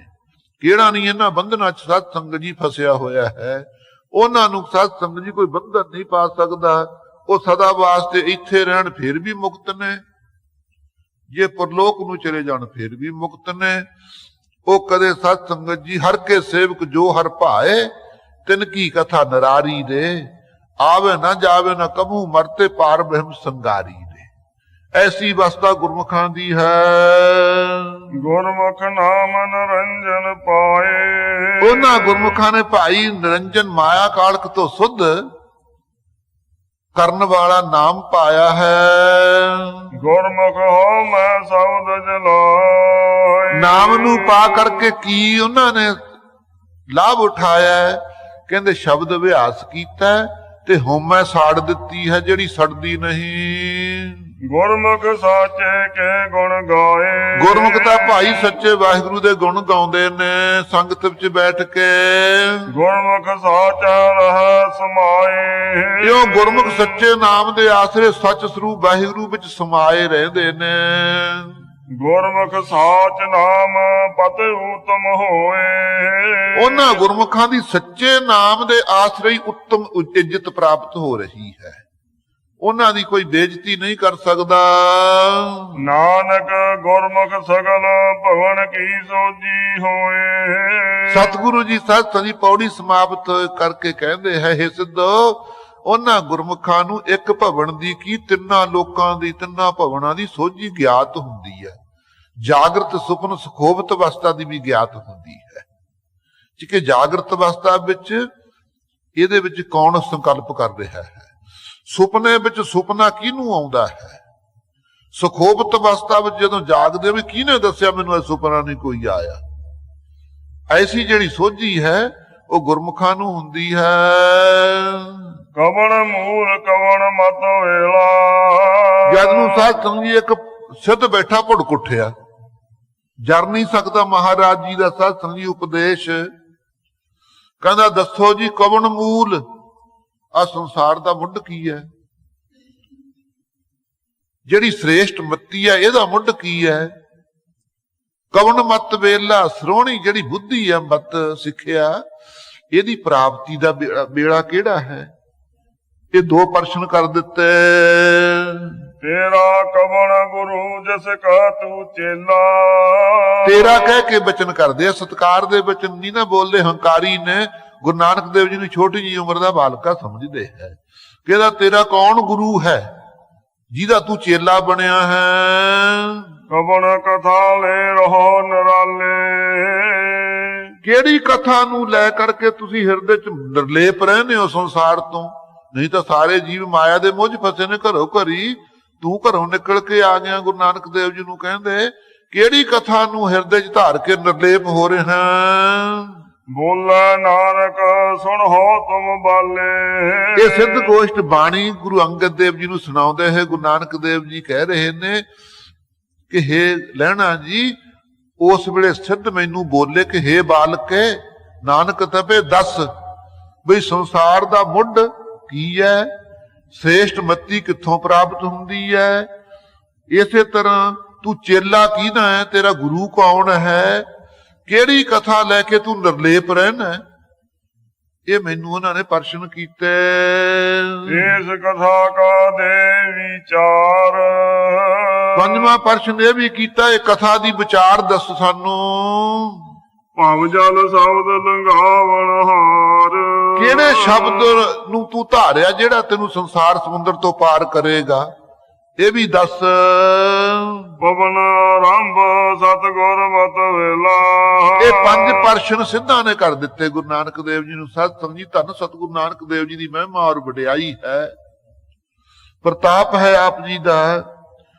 ਮਹਾਰਾਜ ਕਹਿੰਦੇ ਸਿੱਧੋ ਪਵਨ ਆਰੰਭ, ਸ੍ਰਿਸ਼ਟੀ ਦੀ ਜਿਹੜੀ ਆਰੰਭਤਾ ਹੈ, ਸ੍ਰਿਸ਼ਟੀ ਦਾ ਮੂਲ ਸਾਧ ਸੰਗੀ ਪਵਨ ਹੈ। ਪਵਨ ਗੁਰੂ ਪਾਣੀ ਪਿਤਾ। ਪਵਨ ਸਾਧ ਸੰਗਤ ਜੀ ਸੰਕਲਪ ਨੂੰ ਕਹਿੰਦੇ ਆ, ਫੁਰਨੇ ਨੂੰ। ਨਾਮਦੇਵ ਤੋਂ ਵੀ ਸਾਧ ਸੰਗਤ ਜੀ ਪੁੱਛਿਆ ਸੀ ਇਹਦੇ ਸਮਕਾਲੀ ਗਿਆਨਦੇਵ ਭਗਤ ਨੇ। ਕਹਿੰਦਾ ਭਗਤ ਜੀ ਆਹ ਸ੍ਰਿਸ਼ਟੀ ਕਿਵੇਂ ਰਚੀ ਗਈ? ਨਾਮਦੇਵ ਕਹਿੰਦਾ ਤੈਨੂੰ ਪਤਾ ਨਹੀਂ? ਧਨਾਸਰੀ ਰਾਗ ਦੀ ਭਗਤਾ ਬਾਣੀ ਚਾਹੁੰਦਾ ਹੈ, ਪਹਿਲ ਪੁਰਸਾ ਬਿਰਾ ਅਥੋਨ ਪੁਰਸਾ ਦਮਰਾ, ਅਸਗਾ ਅਸ ਉਸਗਾ ਨਾਚੈ ਬਿੰਦੀ ਮੈਂ ਸਾਗਰਾ, ਨਾਚੰਤੀ ਗੋਪੀ ਜੰਨਾ ਨਈਆ ਤੇ ਬੈਰੇ ਕਰਨਾ। ਐਸਾ ਸਤ ਸੰਗੀ ਸ਼ਬਦ ਉਚਾਰ ਕਰਕੇ ਨਾਮਦੇਵ ਨੇ ਵੀ ਕਿਹਾ ਪਹਿਲ ਪੁਰਸਾ ਬਿਰਾ, ਪਹਿਲਾਂ ਪੁਰਖ ਅਕਾਲ ਪੁਰਖ ਅੰਤਰਜਾਮੀ ਤੋਂ ਬਿਰਾ ਬਾਣੀ ਪੈਦਾ ਹੋਈ। ਬਾਣੀ ਉਦੋਂ ਹੀ ਪ੍ਰਗਟ ਹੁੰਦੀ ਹੈ ਜੇ ਮੂੰਹ ਵਿੱਚ ਪੌਣ ਹੋਵੇ। ਪੌਣ ਤੋਂ ਹੀ ਸਤ ਸੰਗੀ ਸ਼ਬਦ ਪੈਦਾ ਹੁੰਦਾ ਹੈ। ਇਸ ਕਰਕੇ ਪੌਣ ਗੁਰੂ ਤਾਂ ਕਿਹਾ ਹੈ, ਪੌਣ ਦੁਆਰਾ ਹੀ ਮੁੱਖੋਂ ਸ਼ਬਦ ਉਚਰਿਆ ਜਾਂਦਾ ਹੈ। ਹਵਾ ਨੂੰ ਕੰਟਰੋਲ ਕਰਕੇ ਜੀਵ ਸਾਧ ਸੰਗਤ ਜੀ ਬਾਹਰ ਨੂੰ ਖੜਾਕ ਬੋਲਦੀ ਹੈ, ਉਹਨੂੰ ਕਹਿੰਦੇ ਸ਼ਬਦ। ਤੋ ਖਾਲਸੇ ਦਾ ਗੁਰਸਿੱਖਾਂ ਦਾ ਸ਼ਬਦ ਹੀ ਗੁਰੂ ਹੈ। ਇਸ ਕਰਕੇ ਕਹਿੰਦੇ ਓਮ ਪ੍ਰੀਤ ਚੀਤ ਪਹਿਲ ਰੀਆ ਸਾਰੰਗ ਰਾਗ ਵਿੱਚ ਆਉਂਦਾ। ਸਭ ਤੋਂ ਪਹਿਲਾਂ ਪਰਮੇਸ਼ਰ ਸਰਗੁਣ ਸਰੂਪ ਦੀ ਪ੍ਰੀਤੀ ਓਮਕਾਰ ਨਾਲ ਹੋਈ। ਕੀਤਾ ਪਸਾਓ ਏਕੋ ਕੋ ਵਾਓ, ਜਿੰਨਾ ਪਸਾਰਾ ਕੀਤਾ ਇੱਕ ਵਾਕ ਨਾਲ ਹੀ ਕਰ ਦਿੱਤਾ। ਜਬ ਉਦ ਕਰ ਕਰਾ ਕਰਤਾਰਾ ਪਰਜਾ ਧਰਤਾ ਦੇ ਅਪਾਰਾ, ਸਾਰੀ ਪਰਜਾ ਦੇ ਧਾਰਦੀ ਭਈ ਜਦੋਂ ਸਤ ਸੰਯੁੱਧ ਕਰ ਸੰਕਲਪ ਕੀਤਾ। ਸੋ ਮਹਾਰਾਜ ਜੀ ਕਹਿ ਰਹੇ ਨੇ ਸਿੱਧੋ, ਇੱਕ ਵਾਕ ਦੇ ਨਾਲ ਹੀ, ਪਾਉਣ ਦੇ ਨਾਲ, ਸਵਾਸ ਦੇ ਨਾਲ ਹੀ ਪਰਮੇਸ਼ਰ ਨੇ ਸਾਰੀ ਸ੍ਰਿਸ਼ਟੀ ਰਚੀ ਹੈ। ਕਹਿੰਦੇ ਜੀ ਫਿਰ ਸ੍ਰੇਸ਼ਟ ਮਿੱਟੀ ਦਾ ਮੁੱਢ ਕਿਹੜਾ? ਜਿਹੜੀ ਬੁੱਧੀ ਸ੍ਰੇਸ਼ਟ ਹੋਣੀ ਹੈ, ਹਰ ਕੋਈ ਚਾਹੁੰਦਾ ਮੇਰੀ ਬੁੱਧੀ ਸ੍ਰੇਸ਼ਟ ਹੋਵੇ। ਕਹਿੰਦੇ ਪਵਨ, ਪਵਨ ਹੈ ਸਵਾਸ, ਸਵਾਸ ਸਵਾਸ ਵਾਹਿਗੁਰੂ ਦਾ ਜਾਪ ਜਪੋ, ਇਹ ਤੁਹਾਡੀ ਸ੍ਰੇਸ਼ਟ ਬੁੱਧੀ ਦਾ ਮੁੱਢ ਹੈ, ਇੱਥੋਂ ਮੁੱਢ ਵੱਜੇਗਾ। ਕਹਿੰਦੇ ਜੀ ਫਿਰ ਸ੍ਰੇਸ਼ਟ ਮਤੀ ਪ੍ਰਾਪਤ ਕਿਵੇਂ ਹੋਵੇਗੀ? ਕਹਿੰਦੇ ਅੱਗੇ ਦਾ ਪਵਨ ਆਰੰਭ ਸਤਿਗੁਰ ਮਤ ਵੇਲਾ। ਜਿਹੜੇ ਵੇਲੇ ਸਤਿਗੁਰਾਂ ਦੀ ਪ੍ਰਾਪਤੀ ਹੋਵੇ ਨਾ, ਉਦੋਂ ਭਾਈ ਸ੍ਰੇਸ਼ਟ ਮੱਤੀ ਦੀ ਪ੍ਰਾਪਤੀ ਦਾ ਵੇਲਾ ਹੈ। ਇੱਥੇ ਆਪਾਂ ਸ੍ਰੇਸ਼ਟ ਮੱਤੀ ਗ੍ਰਹਿਣ ਕਰ ਰਹੇ ਹਾਂ। ਸ਼ਬਦ ਗੁਰੂ ਸੁਰਤ ਧੁਨ ਚੇਲਾ। ਇਹ ਕਹਿੰਦੇ ਤੇਰਾ ਗਵਨ ਗੁਰੂ, ਤੇਰਾ ਕਿਹੜਾ ਗੁਰੂ ਹੈ? ਮਹਾਰਾਜ ਕਹਿੰਦੇ ਤੈਨੂੰ ਪਤਾ, ਤੁਹਾਨੂੰ ਪਤਾ ਸਿੱਧੋ, ਸ਼ਬਦ ਗੁਰੂ, ਸ਼ਬਦ ਹੀ ਸਾਡਾ ਗੁਰੂ ਹੈ।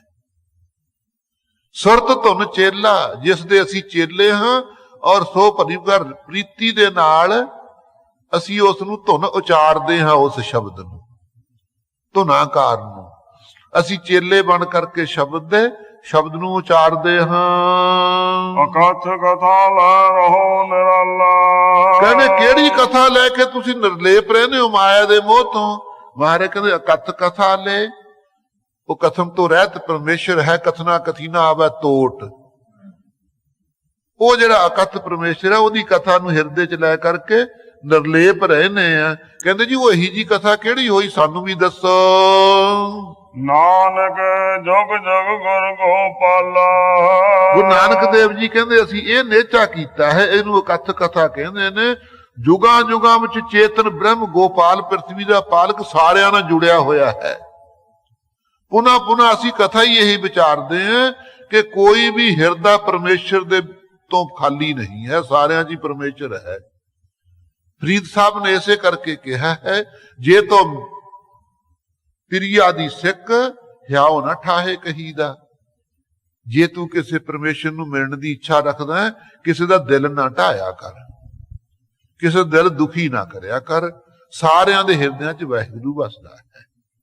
ਜੇ ਇਹ ਕਿਤੇ ਸੁਭਾਅ ਧਾਰ ਲਈਏ, ਸਤ ਸੰਗੀ ਆਪਣਾ ਮਨ ਜਦੇ ਹੀ ਸ਼ਾਂਤ ਹੋ ਜਾਵੇ। ਸੋ ਇੱਥੇ ਆਪ ਜੀ ਕਹਿੰਦੇ ਨੇ ਇਹ ਕਥਾ ਲੈ ਕੇ ਅਸੀਂ ਨਿਰਲੇਪ ਰਹਿੰਦੇ ਹਾਂ। ਏਕ ਸ਼ਬਦ ਜਦ ਕਥਾ ਵਿਚਾਰੀ। ਫੇਰ ਕਹਿੰਦੇ ਕਿਹੜਾ ਸ਼ਬਦ ਹੈ ਜਿਸ ਕਰਕੇ ਸੰਸਾਰ ਸਮੁੰਦਰ ਤੋਂ ਲੰਘਣਾ ਕੀਤਾ ਹੈ? ਮਹਾਰਾਜ ਕਹਿੰਦੇ ਏਕ ਸ਼ਬਦ ਲੈ ਕਥਾ ਵਿਚਾਰੀ। ਇੱਕ ਸਤ ਸੰਗਤ ਜੀ ਸ਼ਬਦ ਬ੍ਰਹਮ ਹੈ, ਉਹਦੀ ਕਥਾ ਦੀ, ਉਹਦੇ ਉਪਦੇਸ਼ ਦੀ ਵਿਚਾਰ ਕਰਦੇ ਹਾਂ ਅਸੀਂ। ਕਥਾ ਵਿਚਾਰੀ ਹੈ ਉਪਦੇਸ਼ ਦੁਆਰਾ। ਗੁਰਮੁਖ ਹੋ ਮੈਂ ਅਗਨ ਨਿਵਾਰੀ। ਗੁਰਮੁਖਾਂ ਨੇ ਤਾਂ ਉਹ ਸ਼ਬਦ ਦੀ ਕਥਾ ਦੇ ਆਸਰੇ ਹਉਮੈ ਦੀ ਅਗਨੀ ਬੁਝਾ ਦਿੱਤੀ ਹੈ। ਐਸੀ ਜਿਹੜੀ ਹਉਮੈ ਦੀ ਅਗਨੀ ਸਭ ਦੇ ਅੰਦਰ ਸਤ ਸੰਗੀ ਮਚਦੀ ਹੈ, ਇਹ ਬੁਝਾ ਦਿੱਤੀ ਹੈ। ਜਦੋਂ ਹਉਮੈ ਦੀ ਅਗਨੀ ਬੁਝ ਗਈ, ਮਨ ਸ਼ਾਂਤ ਹੋ ਗਿਆ, ਤਾਂ ਆਪੇ ਸੰਸਾਰ ਸਮੁੰਦਰ ਚੋਂ ਇਸ ਢੰਗ ਨਾਲ ਲੰਘਣਾ ਕੀਤਾ ਸੀ। ਮੈਣ ਕੇ ਦੰਤ ਕਿਉ ਖਾਈਐ ਸਾਰ। ਜਦੇ ਸਤ ਸੰਗਤ ਜੀ ਇੱਕ ਸਿੱਧ ਹੋਰ ਬੋਲਿਆ, ਕਹਿੰਦੇ ਐਂ ਦੱਸੋ ਮੋਮ ਦੇ ਦੰਦਾਂ ਨਾਲ ਲੋਹਾ ਕਿਵੇਂ ਚੱਬੀਏ? ਲੋਹਾ ਤਾਂ ਇਹਨਾਂ ਦੰਦਾਂ ਨਾਲ ਨਹੀਂ ਚੱਬਿਆ ਜਾਂਦਾ ਹੈ। ਗੁੱਝਾ ਕਿੰਨਾ ਪ੍ਰਸ਼ਨ ਸਤ ਸੰਗਤ ਜੀ, ਬਈ ਦੰਦ ਹੋਣ ਮੋਮ ਦੇ ਬਣੇ ਹੋਏ ਤੇ ਚੱਬਣਾ ਹੋਵੇ ਲੋਹਾ। ਭਾਵ ਇਹਦਾ ਇਹ ਸੀ ਸਤ ਸੰਗਤ ਜੀ ਕਿ ਸੰਸਾਰ ਵਿੱਚ ਆਪਣੀ ਬਿਰਤੀ ਖਚਤ ਹੈ। ਇਹ ਬਿਰਤੀ ਆਪਣੀ ਨਾਮ ਵੱਲ ਨਹੀਂ ਲੱਗਦੀ ਹੈ। ਸੰਸਾਰ ਨੂੰ ਬਿਰਤੀ ਚੋਂ ਕੱਢ ਦੇਣਾ, ਜਿੰਨੇ ਸੰਸਾਰ ਦੇ ਵਰਤ ਵਰਤਾਵੇ ਦੇ ਸੰਸਕਾਰ ਨੇ ਮਨ ਵਿੱਚ, ਇਹਨਾਂ ਨੂੰ ਕੱਢ ਕੇ ਸਿਮਰਨ ਭਜਨ ਦੇ ਸੰਸਕਾਰਾਂ ਨੂੰ ਹਿਰਦੇ 'ਚ ਟਿਕਾਉਣਾ ਕਿੰਨਾ ਔਖਾ ਹੈ। ਲੋਕਾਂ ਦੀ ਜਾਣ ਪਛਾਣ ਕੱਢਣੀ, ਪ੍ਰਵਿਰਤੀ ਛੱਡ ਦੇਣੀ, ਨਿਰੋਲ ਸਤਸੰਗ ਦੀ ਸੰਗਤ ਦੇ ਨਾਲ ਪ੍ਰੀਤੀ ਕਰਕੇ ਅੱਠੇ ਪਹਿਰ ਕੀਰਤਨ ਤੇ ਭਜਨ ਦੇ ਦਾਇਰੇ ਵਿੱਚ ਮਨ ਨੂੰ ਰੱਖ ਕੇ ਸ਼ਬਦ ਨੂੰ ਹਿਰਦੇ 'ਚ ਵਸਾਉਣਾ, ਔਰ ਸੰਸਾਰ ਦੇ ਜਿਹੜੇ ਕੋਈ ਕਿਸੇ ਨੂੰ ਮਾੜਾ ਮੰਨਦਾ, ਕੋਈ ਚੰਗਾ ਮੰਨਦਾ, ਕੋਈ ਕਿਸ ਤਰ੍ਹਾਂ ਪਦਾਰਥਾਂ ਦੀ ਰੁਚੀ ਹੈ ਹਿਰਦੇ 'ਚ, ਇਹ ਸਭ ਕੱਢਣੀ ਬੜੀ ਔਖੀ ਹੈ। ਉਹ ਪ੍ਰਸ਼ਨ ਕੀਤਾ ਇਹਨਾਂ ਨੇ। ਕਹਿੰਦੇ ਮੋਮ ਦੇ ਦੰਦ ਕੀ ਨੇ ਸਤ ਸੰਗਤ ਜੀ, ਬਈ ਇਹ ਜਿਹੜਾ ਸੰਸਾਰ ਹੈ ਸ਼ਬਦ ਦੁਆਰਾ ਇਹਨੂੰ ਕਿਵੇਂ ਉਭਾਵ ਕਰੀਏ। ਮੈਣ ਕੇ ਦੰਤ ਕਿਉਂ ਖਾਈਏ ਸਾਰ, ਮੋਮ ਦੇ ਦੰਦਾਂ ਨਾਲ ਲੋਹਾ ਕਿਵੇਂ ਚੱਬੀਏ। ਕਹਿੰਦੇ ਜਿਤ ਗਰਭ ਜਾਏ ਸੋ ਕਵਣ ਆਹਾਰ। ਉਹ ਭੋਜਨ ਵੀ ਦੱਸ ਦਿਓ ਕਿਹੜਾ ਭੋਜਨ ਛਕੀਏ ਜਿਸ ਕਰਕੇ ਹੰਕਾਰ ਅੰਦਰੋਂ ਚੱਕਿਆ ਜਾਵੇ। ਆਹ ਭੋਜਨ ਆਪਣੀ ਭੁੱਖ ਚੱਕ ਦਿੰਦਾ ਹੈ, ਲੇਕਿਨ ਇਹੋ ਜਿਹਾ ਕੋਈ ਭੋਜਨ ਵੀ ਹੈ ਜਿਹਦੇ ਨਾਲ ਅੰਦਰੋਂ ਹੰਕਾਰ ਦੀ ਭੁੱਖ ਚੱਕੀ ਜਾਵੇ। ਇਹ ਵੀ ਦੱਸੋ ਹੰਕਾਰ ਕਿਵੇਂ ਜਾਵੇ। ਵਿਵਾ ਕਾ ਘਰ ਮੰਦਰ ਅਗਨ ਪ੍ਰਾਹਨ। ਇੱਕ ਇਹ ਪ੍ਰਸ਼ਨ ਹੋਰ ਹੈ, ਕਹਿੰਦੇ ਹਿਵੇ ਕਾ ਘਰ ਮੰਦਰ, ਹਿਵੇ ਨਾ ਬਰਫ਼ ਦਾ ਹੁੰਦਾ, ਸ਼ਾਂਤੀ ਦੇ ਘਰ ਮੰਦਰ ਅਸੀਂ ਕਿਵੇਂ ਵੜੀਏ। ਸ਼ਾਂਤੀ ਵਾਲਾ ਘਰ ਹੈ, ਉੱਥੇ ਸਾਡਾ ਕਿਵੇਂ ਟਿਕਾ ਹੋਵੇ। ਅਗਨ ਪ੍ਰਾਹਨ, ਅਸੀਂ ਅਗਨੀ ਦਾ ਚੋਲਾ ਪਹਿਨੀ ਬੈਠੇ ਆ, ਕਾਮ ਕ੍ਰੋਧ ਦੀ ਅਗਨੀ ਹੋਈ ਹੈ। ਕਾਮ ਕ੍ਰੋਧ ਕਾ ਚੋਲੜਾ ਸਭ ਗੱਲ ਆਏ ਪਾਏ। ਕਾਮ ਕ੍ਰੋਧ ਦਾ ਚੋਲਾ ਸੱਚ ਸਾਰਿਆਂ ਦੇ ਗਲ ਪਾਇਆ ਹੋਇਆ ਆਪਣੇ। ਇਹ ਨਿਰੋਲ ਅਗਨੀ ਦਾ ਚੋਲਾ ਹੈ, ਇਹ ਕਿਵੇਂ ਅਸੀਂ ਇਹਨੂੰ ਪ੍ਰਾਹਨ ਤਿਆਗੀਏ। ਇਹ ਪ੍ਰਸ਼ਨ ਕੀਤਾ। ਗਵਨ ਗੁਫਾ ਜਤ ਰਹਿ ਅਵਾਹਨ। ਉਹ ਕਿਹੜੀ ਗੁਫਾ ਜਿਹੜੀ ਗੁਫਾ ਵਿੱਚ ਵੜ ਕੇ ਬੈਠ ਜਾਈਏ ਸਾਡਾ ਆਉਣਾ ਜਾਣਾ ਚੱਕਿਆ ਜਾਵੇ। ਆ ਸਰੀਰ ਦੀ ਗੁਫਾ 'ਚ ਬੈਠੇ ਆ, ਇੱਥੋਂ ਤਾਂ ਜੰਮਨੇ ਛੱਡਣਾ ਨਹੀਂ, ਇੱਥੇ ਤਾਂ ਫੇਰ ਕਦੇ ਵੜ ਗਏ ਕਦੇ ਨਿਕਲ ਗਏ। ਉਹ ਗੁਫਾ ਦੱਸ ਦਿਓ ਜਿਹੜੀ ਗੁਫਾ 'ਚ ਬੈਠ ਕੇ ਆਉਣਾ ਜਾਣਾ ਚੱਕਿਆ ਜਾਵੇ। ਇਤਿ ਉਤ ਕਿਸ ਕੋ ਜਾਣ ਸਮਾਵੈ। ਅਸੀਂ ਇੱਧਰ ਉੱਧਰ ਲੋਕ ਪਰਲੋਕ ਸਮਾਇਆ ਹੋਇਆ ਕਿਹਨੂੰ ਜਾਣੀਏ। ਸਾਰੇ ਸ੍ਰਿਸ਼ਟੀ ਵਿੱਚ ਸਤਿਸੰਗ ਜੀ ਸਮਾਇਆ ਹੋਇਆ ਪਰਮੇਸ਼ਰ ਹੀ ਹੈ। ਕੋਈ ਕਿਤੇ ਸਮਾ ਜਾਂਦਾ, ਕੋਈ ਕਿਤੇ। ਆਪਾਂ ਸਾਰੇ ਇੱਕ ਦੇਸ਼ੀ ਹੈ। ਜੇ ਇੱਥੇ ਆ ਗਏ ਤਾਂ ਭਾਰਤ ਵਰਸ਼ ਵਿੱਚ ਆਪਾਂ ਹੈ ਨਹੀਂ, ਜੇ ਭਾਰਤ ਵਿੱਚ ਚੱਲਾਂਗੇ ਫਿਰ ਇੱਥੇ ਨਹੀਂ ਹੋਵਾਂਗੇ। ਲੇਕਿਨ ਪਰਮੇਸ਼ਰ ਉੱਥੇ ਵੀ ਹੈ, ਇੱਥੇ ਵੀ ਹੈ।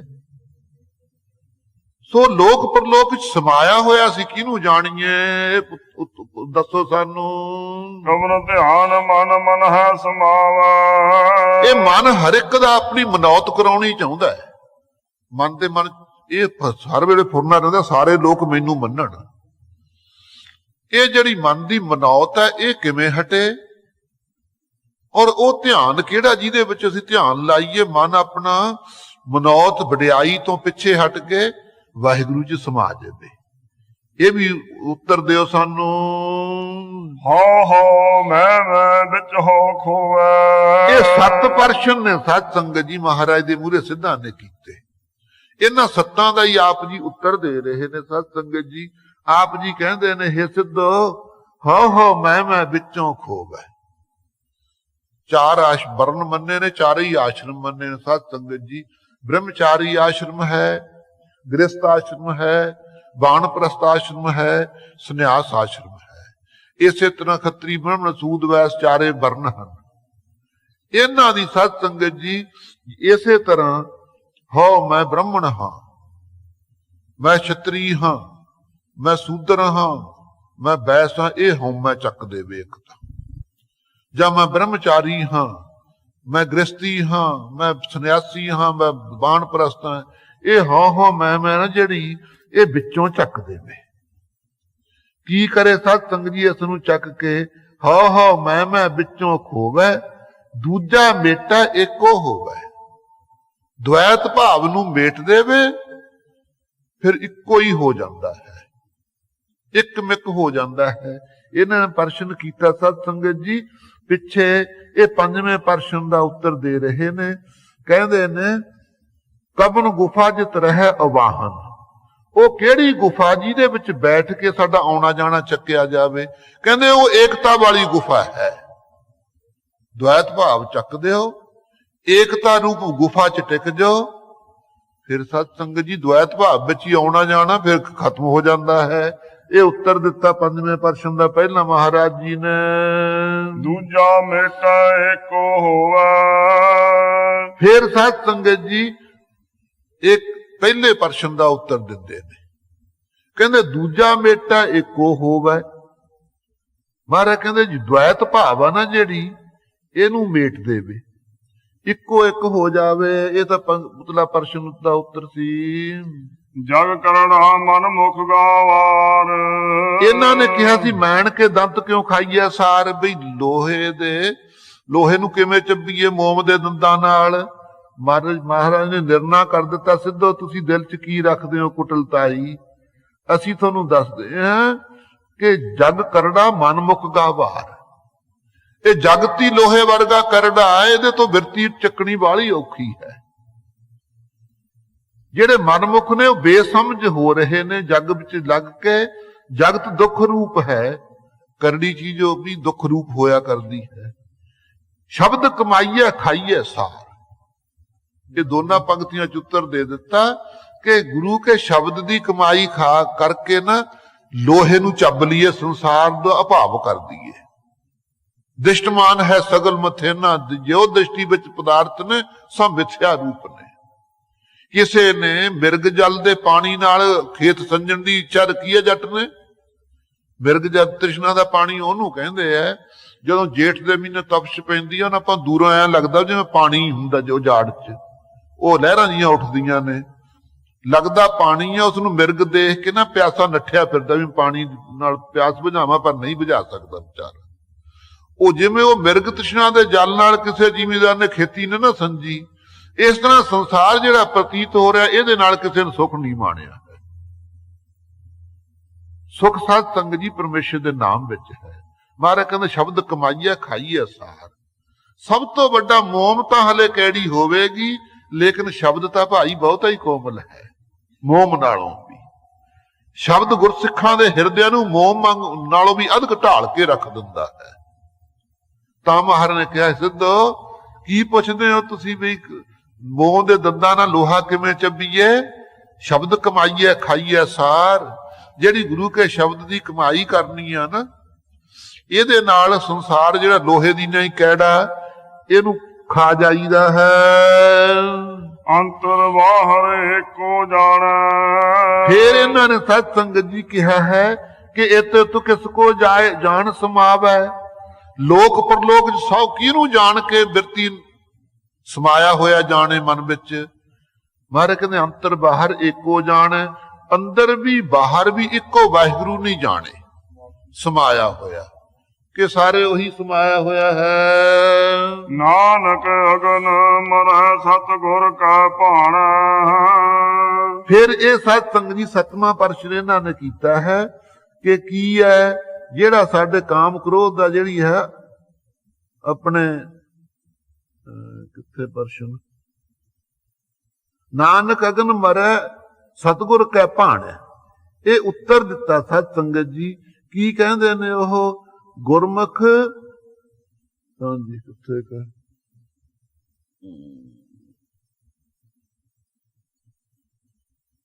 ਅਗਨ ਸਤ ਸੰਗਤ ਜੀ ਜਿਹੜਾ ਚੋੜਾ ਹੈ ਨਾ, ਕਾਮ ਕ੍ਰੋਧ ਦਾ ਚੋੜਾ ਅਗਨੀ ਦਾ ਪਾਇਆ ਹੋਇਆ ਹੈ, ਉਹ ਕਿਵੇਂ ਨਿਵਰਤ ਹੋਵੇ। ਮਹਾਰਾਜ ਕਹਿੰਦੇ ਨਾਨਕ ਅਗਨ ਮਰੈ ਸਤਿਗੁਰ ਕੈ ਭਾਣੈ।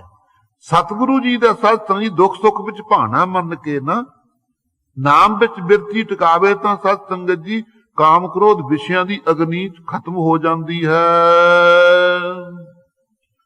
ਹਾਂਜੀ ਚਲੋਗਾ ਬਸ ਕਰੋ। ਅੱਛਾ, ਇੱਥੇ ਸਤ ਸੰਗਤ ਜੀ ਇਹ ਮਹਾਰਾਜ ਜੀ ਨੇ ਜੋ ਵੀ ਇਹਨਾਂ ਨੇ ਪ੍ਰਸ਼ਨ ਕੀਤੇ ਸੀ ਸਾਰਿਆਂ ਦੇ ਉੱਤਰ ਦਿੱਤੇ ਹਨ। ਇੱਥੇ ਸਤ ਸੰਗਤ ਵਿਸਰਾਮ ਦਿੰਦੇ ਹਾਂ ਤੇ ਮਹਾਰਾਜ ਕਿਰਪਾ ਕਰੇ। ਟਾਈਮ ਸਤ ਸੰਗਤ ਜੀ ਬਹੁਤ ਹੋ ਗਿਆ। ਇਹ ਕਹਿੰਦੇ ਪ੍ਰੇਮੀ ਬਈ ਇਸ ਵੇਲੇ ਸਮਾਪਤੀ। ਗੁਰਸਿੱਖੀ ਦੇ ਲਕਸ਼ਣ, ਗੁਰਸਿੱਖ ਦਾ ਅਧਿਕਾਰ, ਉਹਦੀ ਜਿਗਿਆਸਾ ਅਵਸਥਾ, ਇਹ ਸਾਰੀ ਸਤ ਸੰਗਤ ਜੀ ਜਿਵੇਂ ਕੁੱਜੇ ਵਿੱਚ ਸਮੁੰਦਰ ਬੰਦ ਕਰ ਲਈਏ ਨਾ, ਬਹੁਤ ਔਖਾ ਹੈ। ਐ ਸਤ ਸੰਗਤ ਜੀ ਦਰਸਾਇਆ ਹੈ। ਹਮੇਸ਼ਾ ਵਾਸਤੇ ਫੁਲਵਾੜੀ ਤਾਂ ਲਾਉਂਦਾ ਮਾਲੀ, ਪਰ ਸਾਰੇ ਰੰਗਾਂ ਰੰਗਾਂ ਦੇ ਫੁੱਲਾਂ ਨੂੰ ਇਕੱਠੇ ਨਹੀਂ ਕਰ ਸਕਦਾ ਹੈ। जिथे जिथे बूटे साध संगत जी लगे हुंदे है ਉਹ ਉਸੇ ਉਸੇ रंग ਦਾ फुल कढ़ी ਜਾਂਦੇ ਆ जैसी रंगत हुंदी है। लेकिन ਇਹ कदे नहीं देखिया, बहुत घट है कि इक्के बूटे नालों बहुत सारे रंगां दे फुल होण। ਉਹ फिर साध संगत जी जिहड़ा माली है गुलदस्ते बनाउंदा है, सारे बूटां च एक एक दो दो फुल तोड़ के साध संगत जी अपने इष्ट अपने गुरु नूं प्रसन्न करने वास्ते अगे भेटा करदा है। इसे तरह गुरु का सिख इस संसार बाग दे माली तो आप अकाल पुरख अंतरजामी हैं, आप ही गुरु नानक रूप हो करके साध संगत जी ये जितनी अमृतमयी वाणी है शब्द ने सारे साध संगत जी बूटियां दी न्याई ने। रंगा रंगा दे फुल निकल रहे ने, कई ऐसे शब्द भी ने जिन्हां नूं सुन करके साध संगत जी अपने अंदर विराग अवस्था पैदा हुंदी है। विरागी आदमी दा चिट्टा रंग है, पीड़ा पकड़ जाता है, पड़तन ओहदे चेहरे दी आ जाती है। विछोड़े वाले दा रंग हमेशा काला हुंदा है।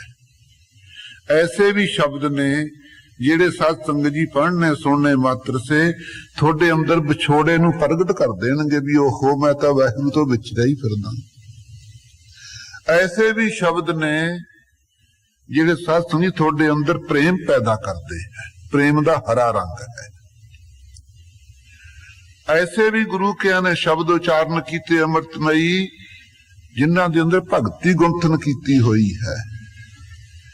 जिन्हां गुरमुखां ने साध संगत जी भगती विच मन ला लिया उन्हां दा साध संगत जी भगती दा रंग लाल है।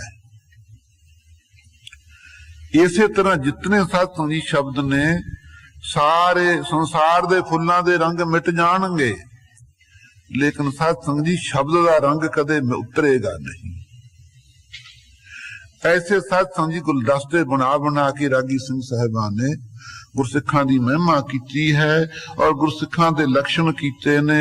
उन्हां गुरसिखां तो बलिहार जाइए जिन्हां ने सारी जिंदगी परण कर लिया कि गुरु साहब दे दर्शन करने, परण कर लिया, कदे फिक्का बोलना ही नहीं, गुरमुख बोल बोल दे मिठा।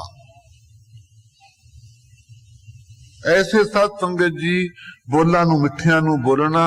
मिठा तो साध संगत जी कौन है? मिठी तो अमृतमयी बाणी है, अपने बोल मिठे नहीं।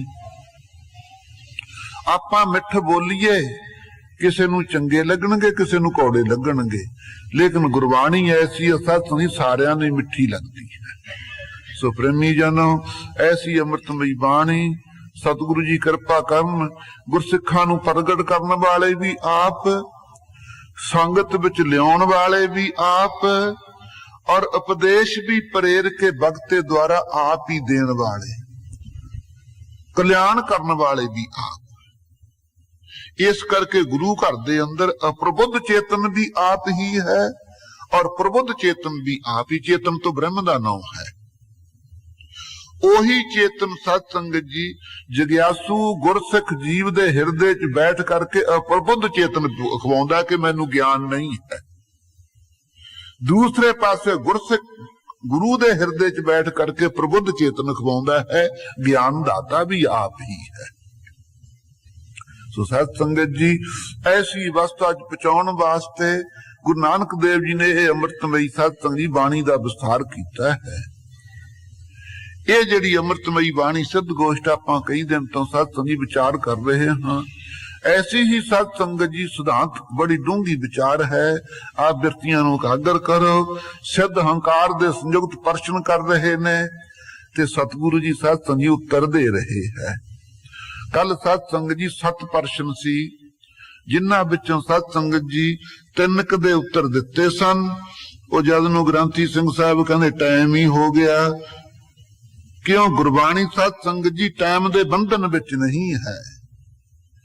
ये अकाल को बाणी है, काल नो समय दा है। सारी सृष्टि काल दे अधीन है, लेकिन गुरबाणी साध संगत जी अकाल पुरख अंतरजामी दे सचखंड चों आई हुई है। जिस वेले गुरसिख रस माणदा आनंद ਉੱਥੇ ਗਿਣਤੀ ਮਿਣਤੀ ਨਹੀਂ ਹੈ। ਉੱਥੇ ਸਤ ਸੰਗ ਜੀ ਰਾਤਾਂ ਤੇ ਦਿਨ ਨਾਮ ਰਸੀਆਂ ਦੇ ਇੱਕ ਰਸ ਲੰਘ ਜਾਂਦੇ ਨੇ। ਸੋ ਜੋ ਵਿਚਾਰ ਆਓ ਆਪਾਂ ਗੁਰੂ ਨਾਨਕ ਦੇਵ ਦੀ ਬਾਣੀ ਚ ਜੁੜੀਏ, ਜਿਸ ਕਰਕੇ ਸਤ ਸੰਗ ਜੀ ਆਪਣਾ ਆ ਜਨਮ ਸਫਲਾ ਹੋਵੇ। ਸਿੱਧਾ ਨੇ ਪ੍ਰਸ਼ਨ ਕੀਤਾ ਹੈ, ਕਹਿੰਦੇ ਮਹਾਰਾਜ ਮੋਮ ਦੇ ਦੰਦਾਂ ਨਾਲ ਲੋਹਾ ਕਿਵੇਂ ਚੱਬੀਏ, ਇਹ ਪ੍ਰਸ਼ਨ ਸੀ। ਦੂਸਰਾ, ਉਹ ਭੋਜਨ ਕਿਹੜਾ ਖਾਈਏ ਜਿਹਦੇ ਨਾਲ ਹੰਕਾਰ ਚੱਕਿਆ ਜਾਵੇ। ਭੋਜਨ ਖਾਂਦਿਆਂ ਭੁੱਖ ਚੱਕ ਹੁੰਦੀ ਹੈ ਨਾ, ਹੰਕਾਰ ਨਹੀਂ ਚੱਕ ਹੁੰਦਾ। ਸਮਾਂ ਤੇ ਦੱਸਦਾ ਅਸੀਂ ਤਾਂ ਬਹੁਤਾ ਭੋਜਨ ਖਾਂਦੇ ਆ, ਤੁਸੀਂ ਤਾਂ ਖਾਂਦੇ ਹੀ ਕੱਖ ਨਹੀਂ, ਘਰ ਵਿੱਚ ਤੁਸੀਂ ਕੰਗਾਰ ਲੋ। ਭੋਜਨ ਖਾਂਦੇ ਆ ਵੀ ਹੰਕਾਰ ਫੁਰਦਾ ਹੈ ਬਹੁਤ ਸਾਰੇ ਲੋਕਾਂ ਨੂੰ ਕਿ ਸਾਡੇ ਵਰਗਾ ਘਰ 'ਚ ਕੋਈ ਭੋਜਨ ਨਹੀਂ ਚੰਗਾ ਖਾਂਦਾ। ਇਹੋ ਜਿਹਾ ਭੋਜਨ ਕਾਹਦਾ ਖਾਣਾ ਜਿਹਦੇ ਨਾਲ ਹੰਕਾਰ ਹੀ ਫੁਰੇ। ਸਤ ਸੰਗਤ ਜੀ, ਉਹ ਭੋਜਨ ਮਹਾਰਾਜ ਦੱਸਦੇ ਹੋ ਜਿਹੜੇ ਭੋਜਨ ਖਾਦੇ ਆ ਹੰਕਾਰ ਖਤਮ ਹੋ ਜਾਵੇ। ਉਸ ਤੋਂ ਅੱਗੇ ਉਹ ਘਰ ਵੀ ਦੱਸਦੇ ਹੋ ਜਿਹੜੇ ਘਰ ਵਿੱਚ ਬਣਨ ਵਾਲੀ ਸ਼ਾਂਤੀ ਪ੍ਰਾਪਤ ਹੋ ਜਾਵੇ। ਗ੍ਰਸਤੀ ਲੋਕ ਆਪਾਂ ਵੀ ਘਰ ਬਣਾਈ ਬੈਠੇ, ਸਤ ਸੰਗਤ ਜੀ ਸ਼ਾਂਤੀ ਨਹੀਂ। ਤਦ ਹੀ ਉਹਨਾਂ ਘਰਾਂ ਚੋਂ ਜਿਵੇਂ ਪਾਣੀ ਖੁੱਡਾਂ 'ਚ ਪਏ ਤੇ ਚੂਹੇ ਬੁੜਕ ਬੁੜਕ ਨਿਕਲਦੇ ਆ ਨਾ, ਉਹਨਾਂ ਘਰਾਂ ਚੋਂ ਸਤ ਸੰਗਤ ਜੀ ਦੁਖੀ ਹੋ ਕੇ ਇੱਥੇ ਨੂੰ ਨੱਠੇ ਆਉਂਦੇ ਕਿ ਇੱਥੇ ਸ਼ਾਂਤੀ ਪ੍ਰਾਪਤ ਹੋਵੇਗੀ। ਉਹ ਸ਼ਾਂਤੀ ਵਾਲਾ ਘਰ ਵੀ ਦੱਸਦੇ ਹੋ ਮਹਾਰਾਜ ਜੀ। दूसरा सी महाराज काम क्रोध का चोर ने फिर भी आजू कितनी क है, सिद्धां दा सारी जिंदगी का तजर्बा है। फिर सत संगत जी कहते ने वो गुफा केड़ी है जेड़ी विच बैठ के साडा आउणा जाना ही चक्या जावे। देह रूपी गुफा च बैठे अपना आउणा जाना तो नहीं चक होया, इहदे च आवेगी आएगी निकल के भी तुरना पऊगा, ये भी दस दिओ। फिर लोक परलोक विच महाराज समाया होया किनू जाणीए। सारी सृष्टि सारे थावां ते समाई होई नहीं है। बद्दल सारे नहीं समाया हुंदा आकाश विच। बद्दल सब तो वड्डा आपां मंनदे हां 200 को तक होऊगा, 400 को तो गां फिर खाली आकाश हुंदा है। आकाश भी सारे समाया होया नहीं। सत समझिए आपां आकाश नूं व्यापक मनदे हां, वो भी जगह है जिथे आकाश का भी अभाव है, आकाश नहीं है उत्थे। सो ये आप जी दसो। दूसरे पासे मन है जिहड़ा ये अपनी मनौत कराउणा चाहुंदा। हर एक आदमी दे मन च संकल्प है, मेरा मन हर वेले चाहुंदा कि मेरी मनौत हो, सारी दुनिया मैनू मन्ने। ये मन दे अंदर जिहड़ी मनौत दा इच्छा है ये किवें चक होवे ते किहड़े ध्यान विच समाईए, किहदा ध्यान ला के असीं समाईए, जिस करके मन दे अंदर मनाउण दी वडियाई कराउण दी जिहड़ी इच्छा ना ये चक होवे। 7 प्रश्न कीते सत संगत। सो आप जी ने सत संगत जी कल प्रश्न आ चुके हैं। 5वें प्रश्न का पहला उत्तर दिता है, कवन गुफा जित रह अवाहन। कहते वो गुफा केड़ी च है जिथे आना जाना चक्या जावे।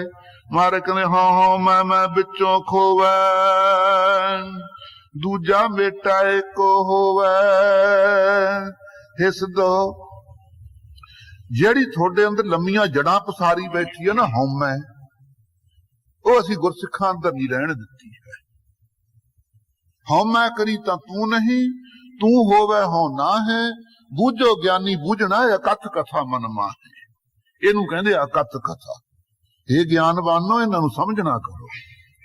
जे हौमै कर ली तां ब्रह्म दा अभाव है। ब्रह्म योनि विच है नहीं, हैगा ब्रह्म लेकिन अलोप है, असख्यात है।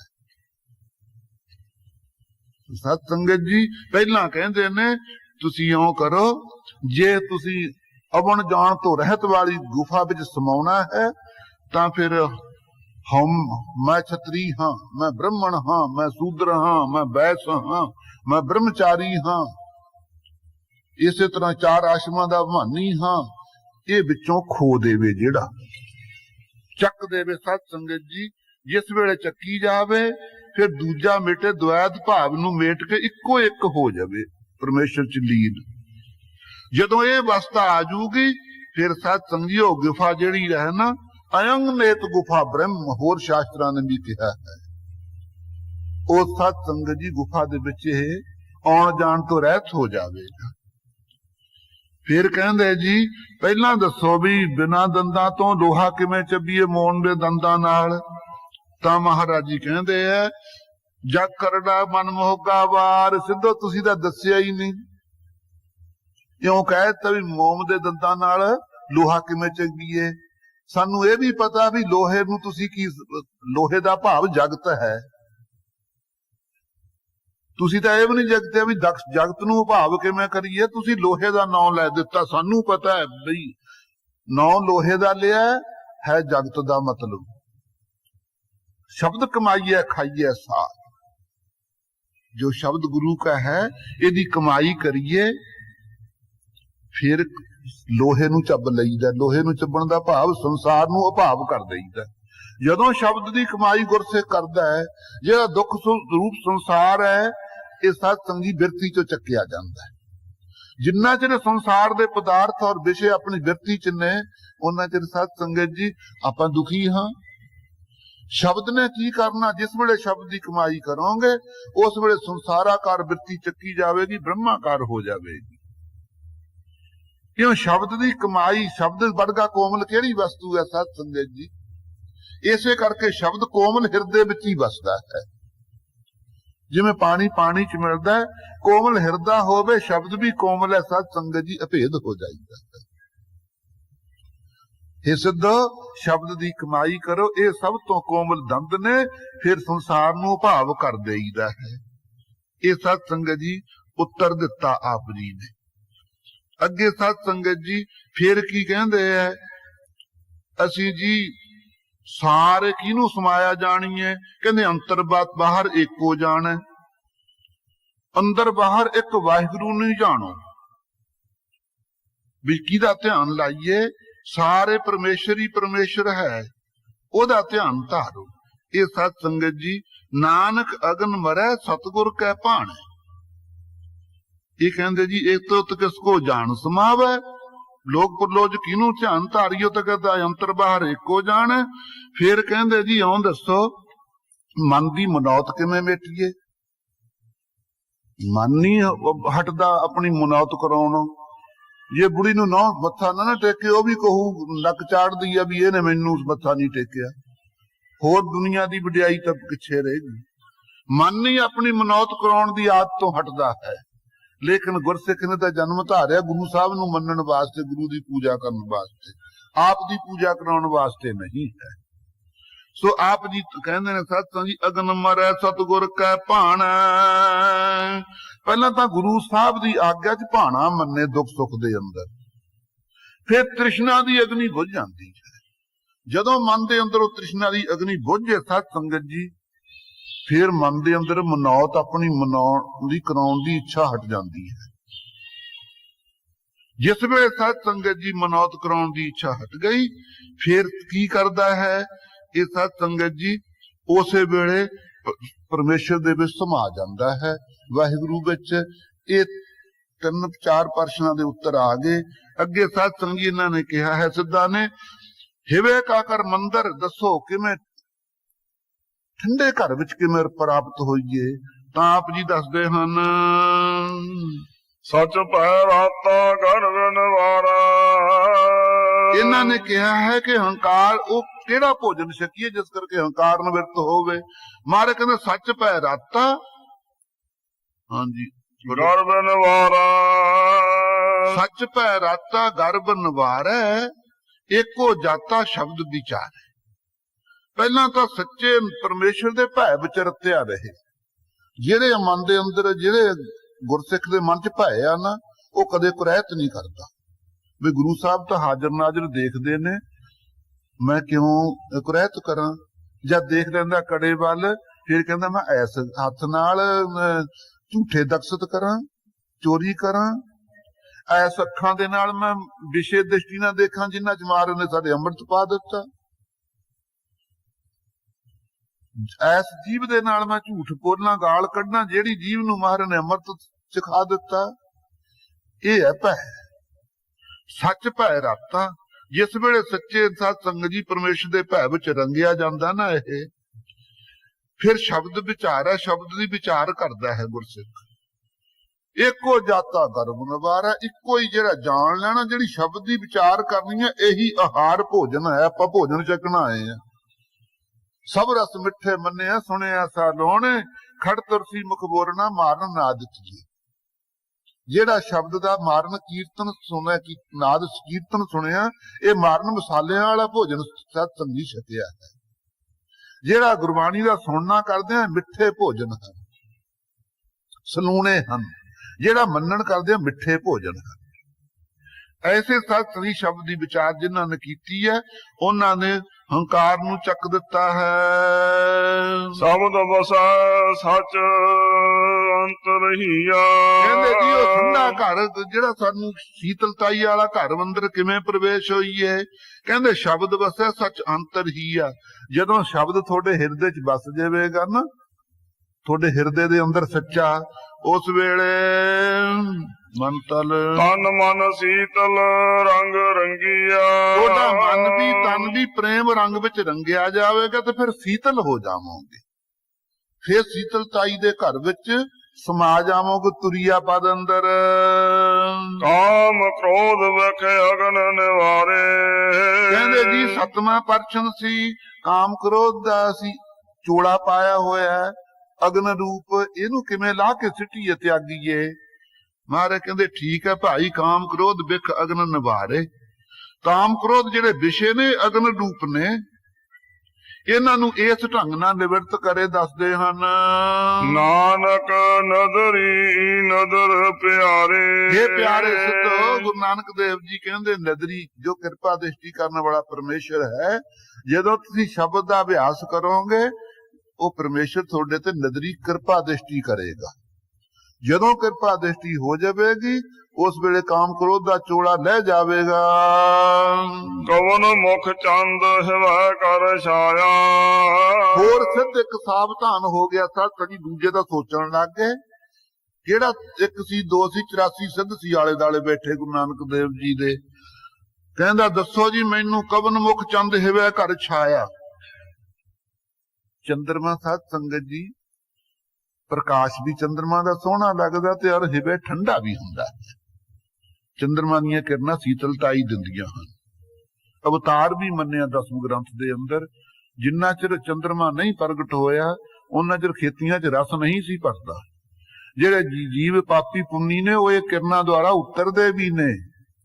ਜੇ ਕਿਤੇ ਆਪਾਂ ਇਹ ਵਿਚਾਰ ਕਰਾਂਗੇ, ਜੀਵ ਆਪਾਂ ਮਰ ਕੇ ਵੀ ਇੱਥੋਂ ਦੇਹ ਚੋਂ ਨਿਕਲ ਕੇ ਜਾਂਦੇ ਆ, ਪਰ ਲੋਕ ਨੂੰ ਕਿਹੜੀਆਂ ਪੌੜੀਆਂ ਚੜ੍ਹ ਕੇ ਜਾਂਦੇ ਆ ਬਈ, ਕਿਹਦੇ ਆਸਰੇ ਜਾਂਦੇ ਆ?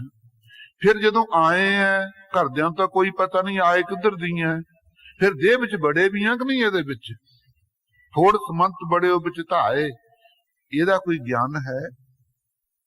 ਇਹ ਸਾਰੇ ਗਿਆਨ ਗੁਰਬਾਣੀ ਦਿੰਦੀ ਹੈ। ਸਾਥ ਜੇ ਕਰਕੇ ਵਿਚਾਰੀਏ, ਜੇ ਉਤਲੇ ਉੱਤੇ ਇਧਰੇ ਫੜਾ ਮਾਰਦੇ ਰਹੀਏ ਐਵੇਂ ਚੰਚਲਤਾਈ ਦੀਆਂ ਵਿਦਵਤਾ ਦੀਆਂ, ਉਹਦੇ ਚ ਖਾਲਸਾ ਜੀ ਕੁਛ ਲੱਭਦਾ ਨਹੀਂ। ਗੁਰਬਾਣੀ ਨੂੰ ਬਰਾਗ ਦੇ ਸਹਿਤ, ਗੁਰਸਿੱਖ ਰਹਿਤ ਵਹਿਤ ਰੱਖੇ ਸਰੀਰ ਕਰਕੇ, ਹਰ ਵੇਲੇ ਸਤਿ ਦੀ ਬਾਣੀ ਦਾ ਅਧਿਐਨ ਕਰੇ, ਨਿਤਨੇਮੀ ਹੋਵੇ, ਸਹਿਜੇ ਸਹਿਜੇ ਪਦਾਰਥਾਂ ਦੀ ਜਿਹੜੀ ਖਿੱਚ ਹੈ ਅੰਦਰੋਂ ਚੱਕੀ ਜਾਵੇ,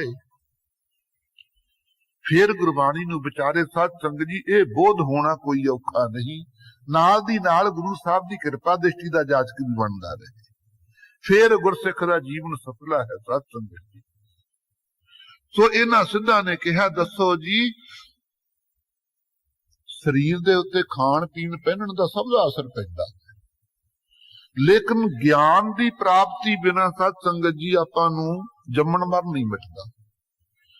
ਸਤੋ ਸੰਜਾਏ ਤੇ ਗਿਆਨਾ, ਜਿਹੜਾ ਗਿਆਨ ਹੁਣ ਆਪਾਂ ਪ੍ਰਾਪਤ ਕਰ ਰਹੇ ਹਾਂ, ਵਿਚਾਰ ਰਹੇ ਹਾਂ ਸ਼ਬਦ ਦੇ ਆਸਰੇ, ਇਹ ਸਤੋ ਗੁਣੀ ਬਿਰਤੀ ਬਿਨਾਂ ਨਹੀਂ ਪ੍ਰਾਪਤ ਹੁੰਦਾ। ਜੇ ਇੱਥੇ ਬਿਰਤੀ ਆਪਣੀ ਨਾ, ਰਜੋਗੁਣੀ ਬਿਰਤੀ ਉਹ ਹੈ ਜਿਹੜੀ ਹਰ ਵੇਲੇ ਜੁਗਤੀਆਂ ਸੋਚਦੀ ਰਹਿੰਦੀ ਹੈ ਵੀ ਮਾਇਆ ਕਿਵੇਂ ਕਮਾਈਏ, ਆਹ ਪਦਾਰਥ ਕਿਵੇਂ ਕਰੀਏ, ਆਹ ਤਰੱਕੀ ਕਿਵੇਂ ਕਰੀਏ, ਇਹ ਹੈ ਰਜੋਗੁਣੀ ਬਿਰਤੀ। ਤਮੋਗੁਣੀ ਬਿਰਤੀ ਇਹ ਹੈ ਫਲਾਣੇ ਨੂੰ ਕਿਵੇਂ ਮਾਰਾਂ, ਫਲਾਣੀ ਪਾਰਟੀ ਚ ਜਾ ਕੇ ਮੈਂ ਕਿਵੇਂ ਅੜਦ ਦੇਵਾਂ ਫਲਾਣੇ ਨੂੰ, ਕਿਸ ਦਾ ਬੁਰਾ ਚਿੱਤਰ ਦੇਣਾ, ਇਹ ਤਮੋਗੁਣੀ ਬਿਰਤੀ ਹੈ।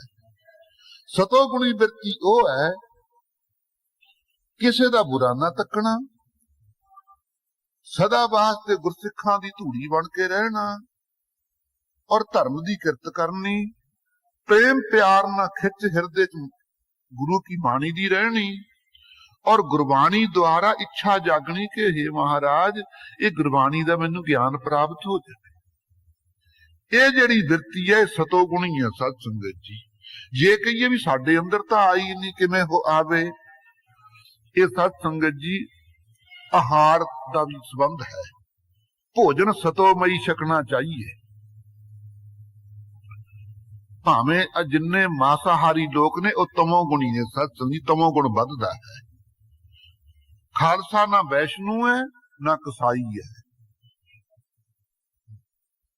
पाप पुण्य तो पिछे रह गया। मांस आदक सत्संगी शराब आदक पीना तमोगुण बढ़दा है।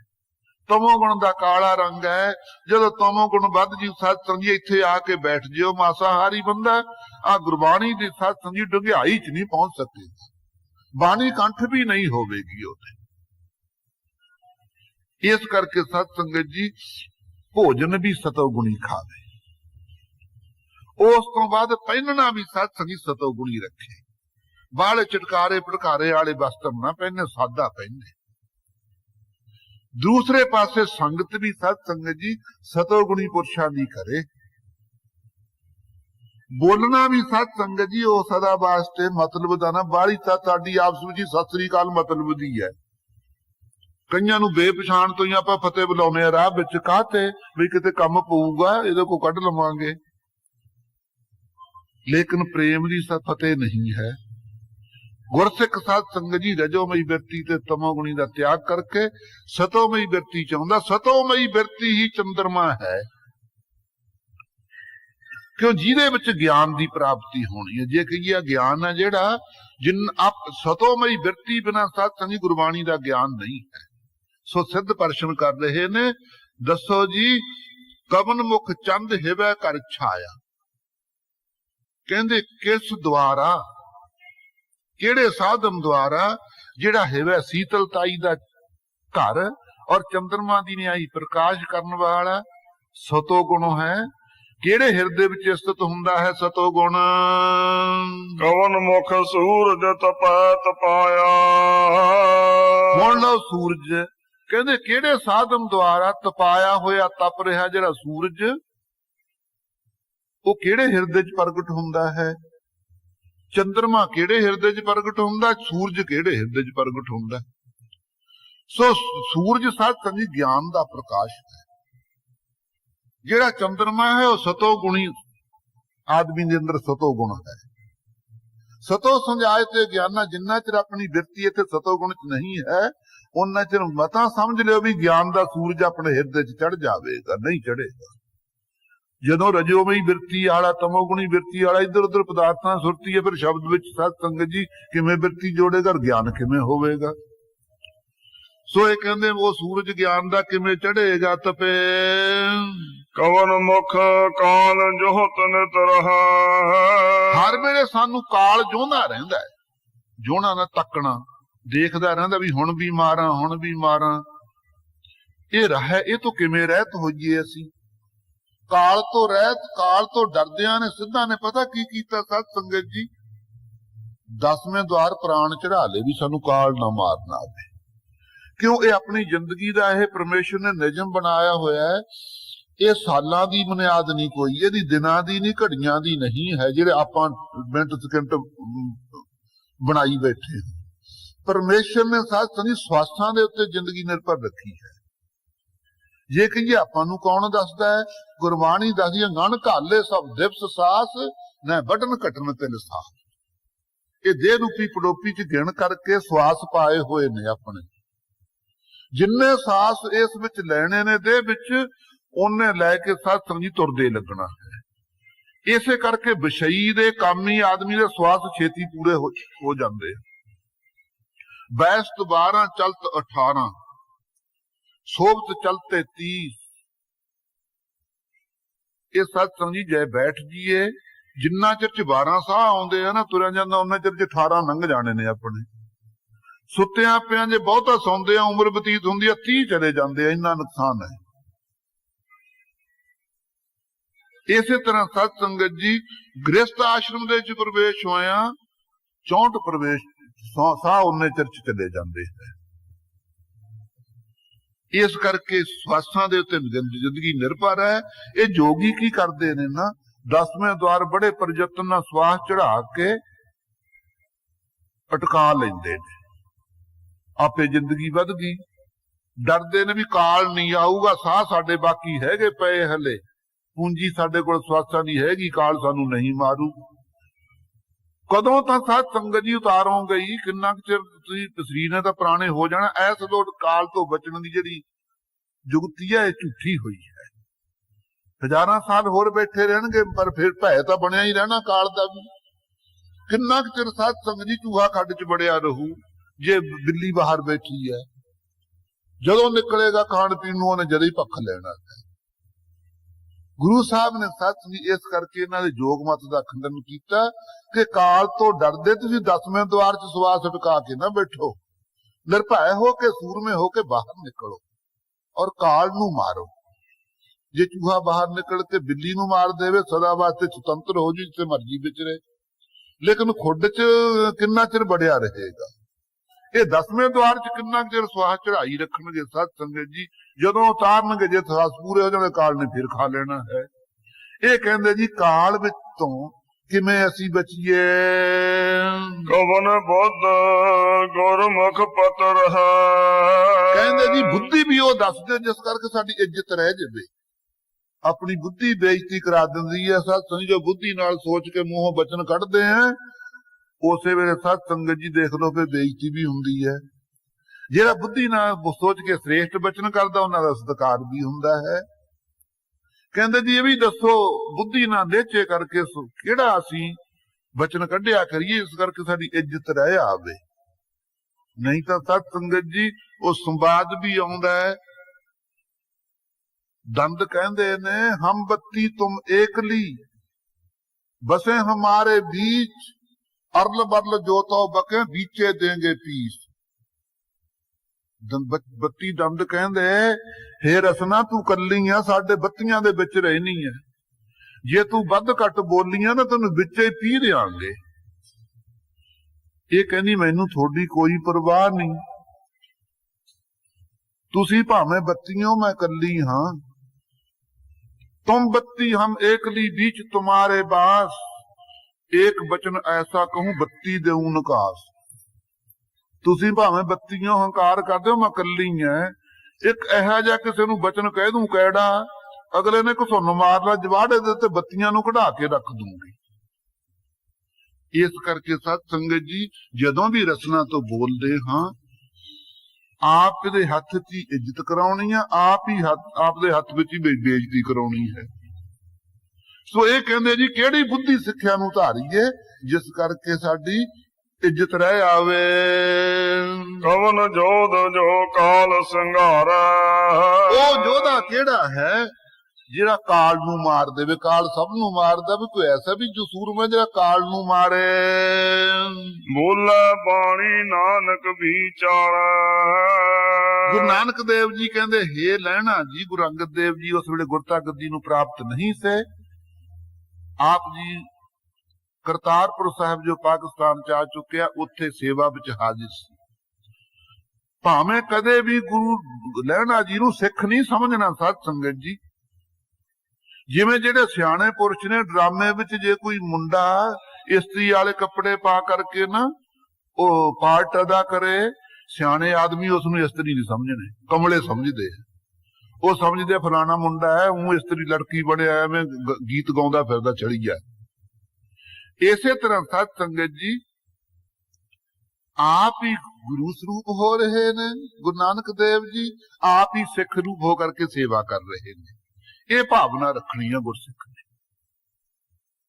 ਇਹ ਨਾ ਸਮਝ ਲਓ ਵੀ ਆਪਣੇ ਵਰਗੇ ਹੀ ਸਿੱਖ ਸੀ ਗੁਰੂ ਅੰਗਦ ਦੇਵ ਸਾਹਿਬ ਜੀ। ਇੱਕ ਪਾਸੇ ਅਪ੍ਰਬੁੱਧ ਚੇਤਨ ਨੇ, ਇੱਕ ਪਾਸੇ ਪ੍ਰਬੁੱਧ ਚੇਤਨ ਨੇ। ਇਹ ਭਾਵਨਾ ਨਾ ਰੱਖਣੀ ਆ। ਐਵੇਂ ਸਤ ਸੰਗਤ ਜੀ ਸਿੱਧਾ ਨਾਮ ਨਹੀਂ ਲੈਣਾ। ਜੇ ਗੁਰਮਤਿ ਇਹ ਕਹਿੰਦੀ ਹੈ ਕਿ ਇੱਕ ਦੂਜਾ ਗੁਰਸਿੱਖ ਵੀ ਸਿੰਘ ਤੋਂ ਬਿਨਾਂ ਨਾ ਬੁਲਾਵੇ, ਜੀ ਤੋਂ ਬਿਨਾਂ ਨਾ ਬੁਲਾਵੇ। ਟਕਸਾਲਾਂ ਵਿੱਚ ਰਹਿਣ ਦਾ ਕੀ ਲਾਭ ਹੈ। ਮਹਾਂਪੁਰਖ ਪਿੰਡਰਾਂ ਵਾਲੇ ਸਤ ਸੰਗਤ ਜੀ ਭਾਵੇਂ ਕੋਈ ਨਾ 10-15 ਸਾਲ ਦਾ ਸਿੰਘ ਆ ਜਾਵੇ ਬੱਚਾ, ਉਹਨੂੰ ਵੀ ਜੀ ਕਹਿ ਕੇ ਬੁਲਾਉਂਦੇ, ਫਲਾਣਾ ਸਿੰਘ ਜੀ। क्यों गुरबाणी का सिद्धांत है, जे को जियो कहे ओना को जम की तलब न होई। जे कोई गुरसिखा नूं जी कह के बुलावे ना, कहंदे ओहदे नेड़े जम नहीं आउंदा। नाम जपण तो तां गाहां गल्लां रह गईयां, जे इन्हां आ संगत दे विच गुरसिखा नूं बैठिਆਂ नूं कोई जी कह के बुलावे, ਇਹਦਾ ਇੰਨਾ ਫਲ ਹੈ ਸਤਿਸੰਗ ਵਿੱਚ।